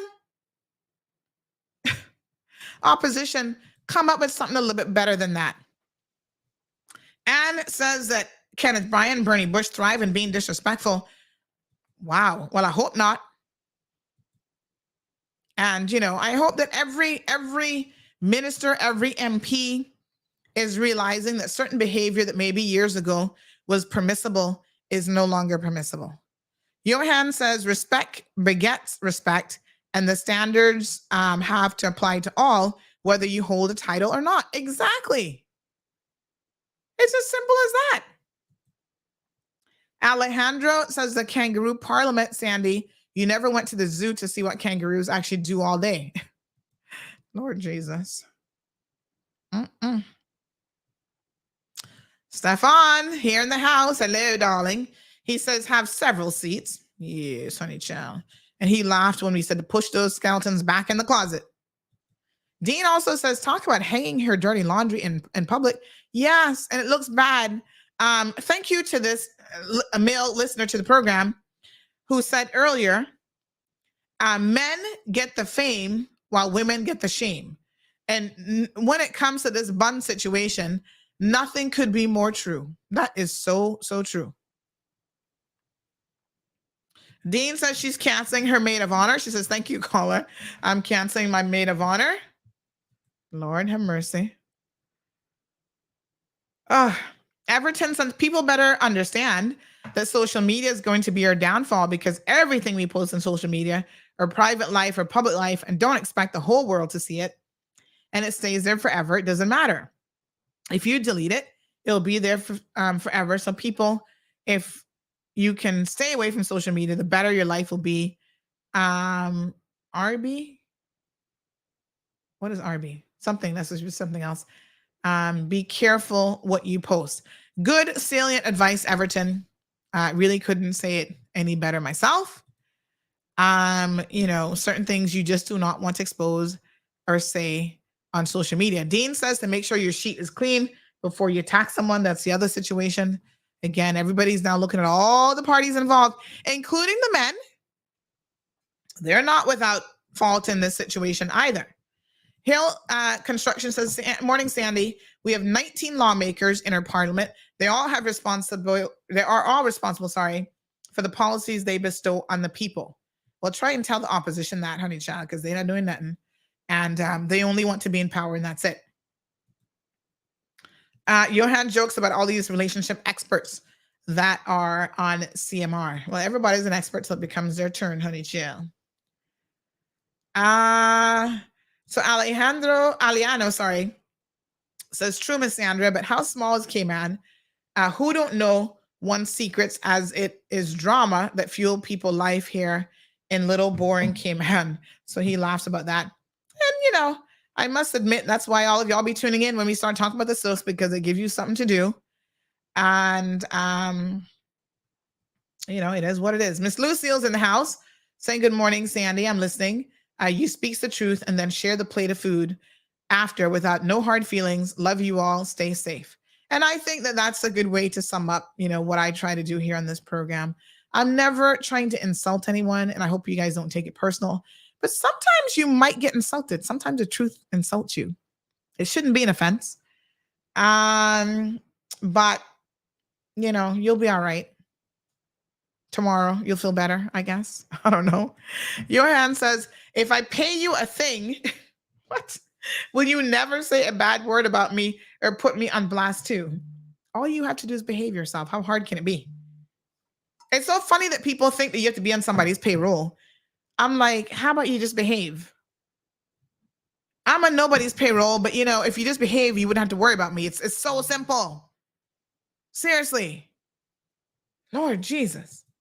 William Panton, the day he step out not behaving, you don't think he gonna be talked about as well? Child, he gonna be right front and center like everybody else. But this is a man who's worked in a professional environment before. So I suspect that he might know a thing or two about being professional in the workplace. That's just my suspicion. Some of these MPs have never even worked in a professional environment. Think about it. So it's no wonder that they're behaving the way that they are. Some of them barely had jobs before you elected them to be an MP. So no wonder this little position gone to their head. Hey, Scott, how you doing, honey chow? He says the theory of district councils is sound, but the reality is they'll be filled with yes men and women and nothing but a cheer squad for the elected MP, exactly as you're describing.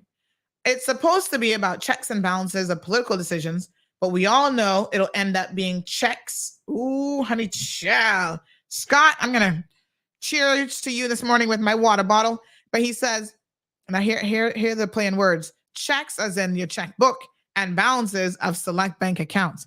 I love it, Scott.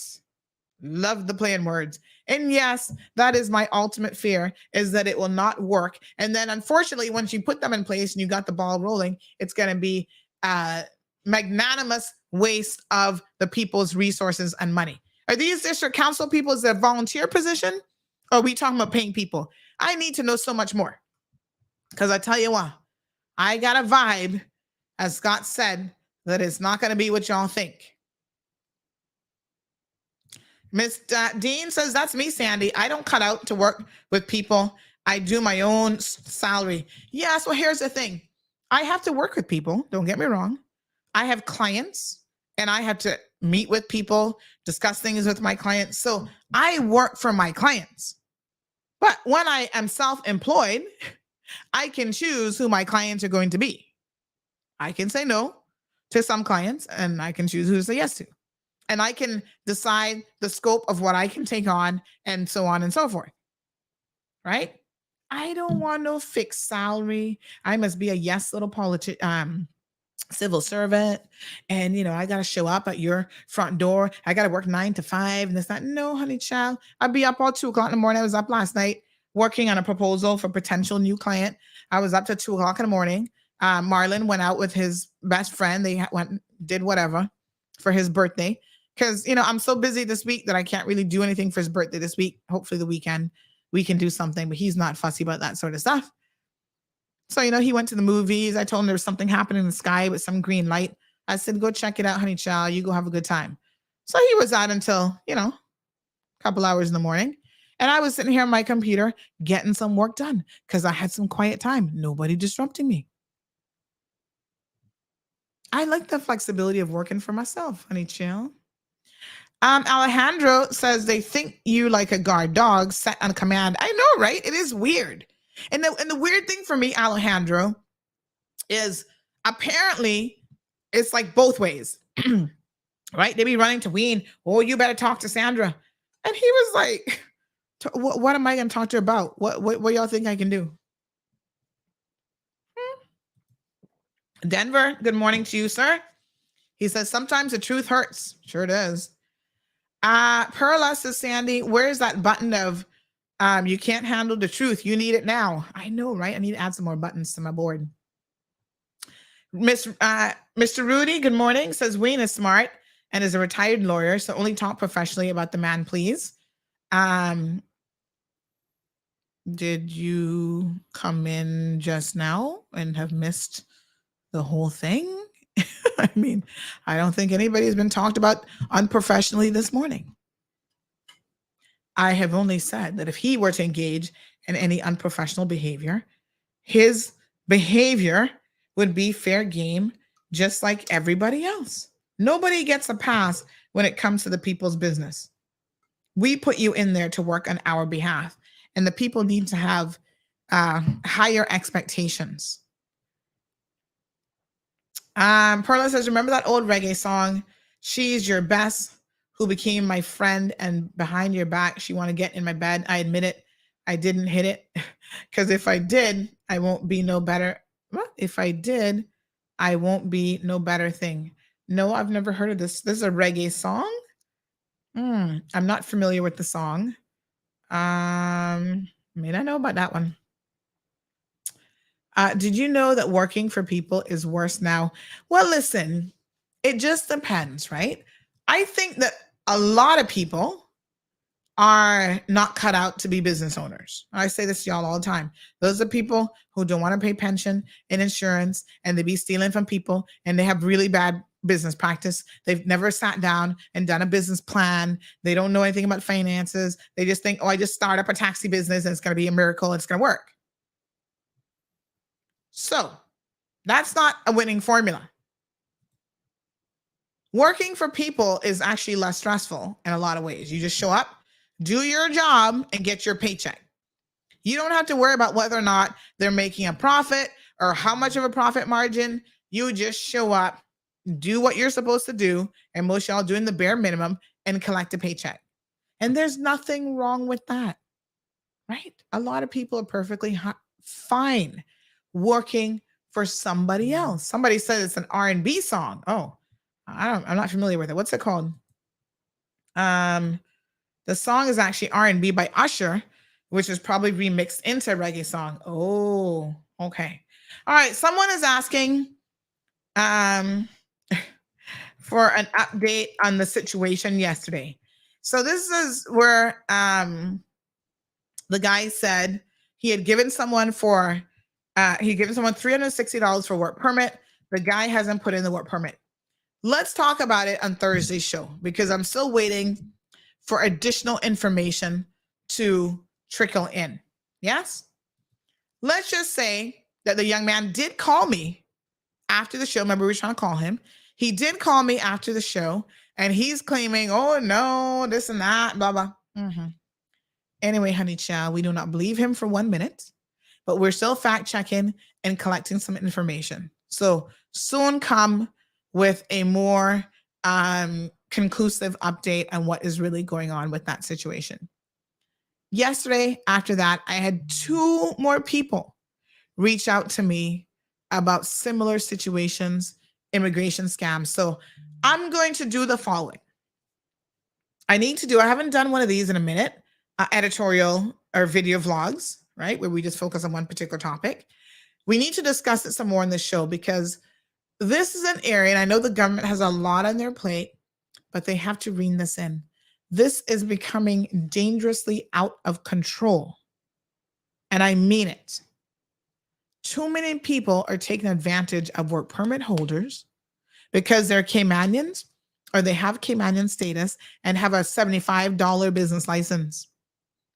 And as a result of that, they are taking advantage of people in a way that should not be permitted. It is against the law, and there's too many loopholes in the law that is allowing it to happen. And somebody's going to get hurt if this is not addressed. Like, seriously, it's a bad situation when you're taking money, especially in this day and age when money is hard to come by.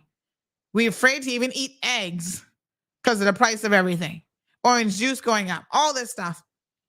And you have people in poor countries, Jamaica, the Philippines, Honduras, elsewhere, having to borrow and scrape and pull money together for a work permit scam.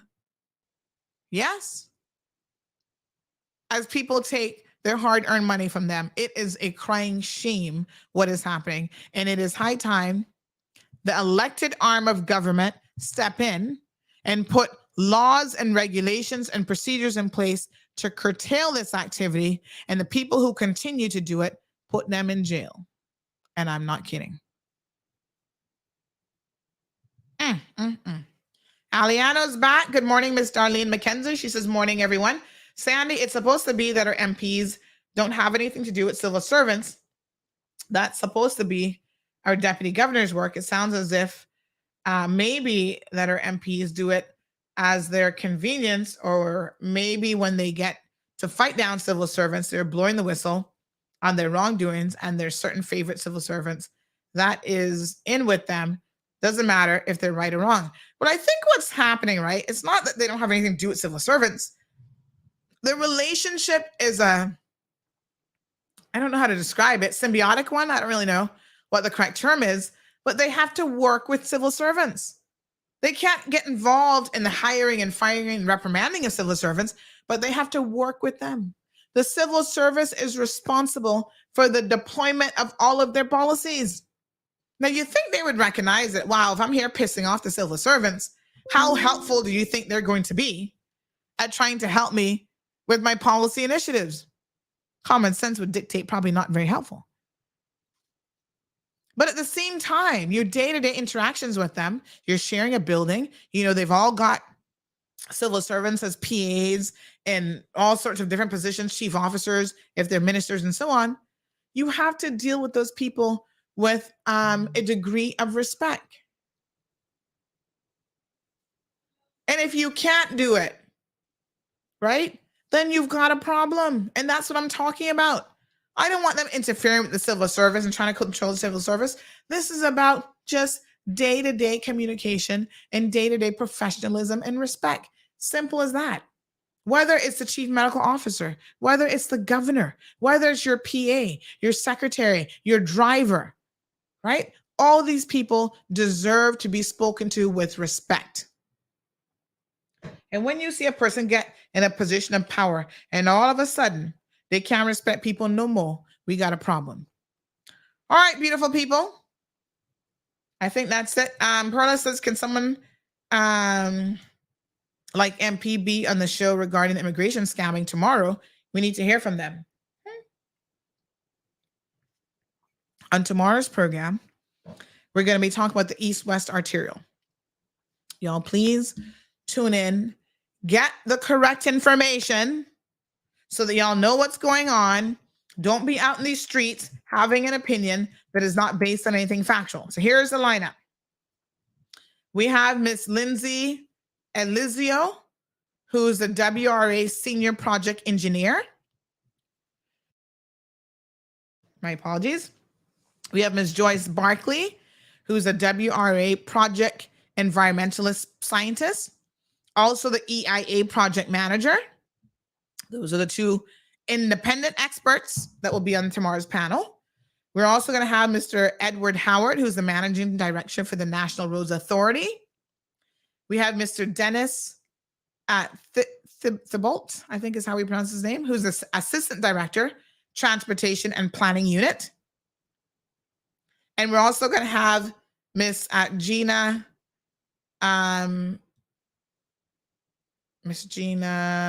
oh gosh, I just had a brain fart. Petrie? Hold on. Gina Petrie. Gina, your last name is Petrie. Yes, Gina Ebanks Petrie. I knew she had a hyphenated name. And she will also be joining the program to discuss the EIA process, right? So we got the consultants who are going to speak about the project, mostly in terms of what options that are being looked at. We're going to have Ms. Gina Petrie, who's from the Department of Environmental Health. She's going to be looking at the EIA process, not giving any opinions because they haven't even gotten to that stage yet. So this is a matter of national significance that y'all tune into the program to learn. I see everybody now has an opinion and y'all are all experts and everything from chickens to cock to feral this and feral that. And you come up with these things and you've not done 1 degree of research. I beg you, my people. Freedom of speech is an important privilege and right at the same time. But it should be exercised, especially when you're trying to convince other people of a particular position. It should be exercised with a degree of caution. Do your research. Be informed yourself. Listen to the experts because you are not an expert. Just because you have an opinion does not make you an expert. So we got experts coming tomorrow. Tune in. 7:30 sharp. Here's your news briefs by Kevin Watler. Y'all have a fantastic day.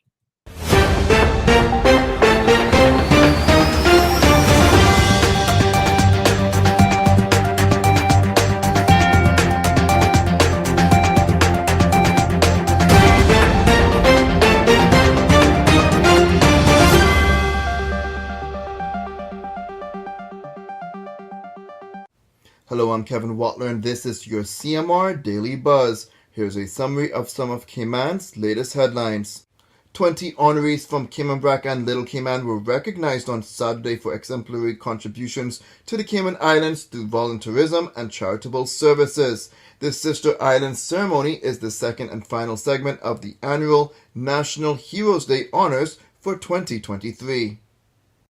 The Ministry of Investment, Innovation and Social Development is inviting applications from those who wish to form the Financial Assistance Appeals Tribunal, which will be implemented this year. The tribunal will have 5 members.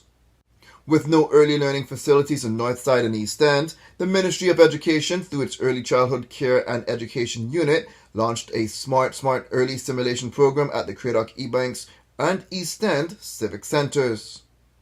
Now for your CMR weather update. It's brought to you by WG Charters. Sunrise at 6:57. Mostly sunny skies today, with the temperatures at 83 degrees Fahrenheit and humidity at 72% like the forecast calls for. It will feel like it's in the mid to high 80s. The winds will pick up this afternoon and will be from the east-northeast at 20 to 30 miles per hour. The sun sets at 6:21. At nighttime, the temperature falls to the mid-70s. Looking forward, similar weather conditions are expected. If you would like to know more on any of these stories, visit caymanmallroad.com or follow Cayman Mall Road on Facebook, Instagram, LinkedIn, Twitter, and YouTube. That's it for now on A Daily Buzz, but thank you for joining me. Please stay safe, and God bless.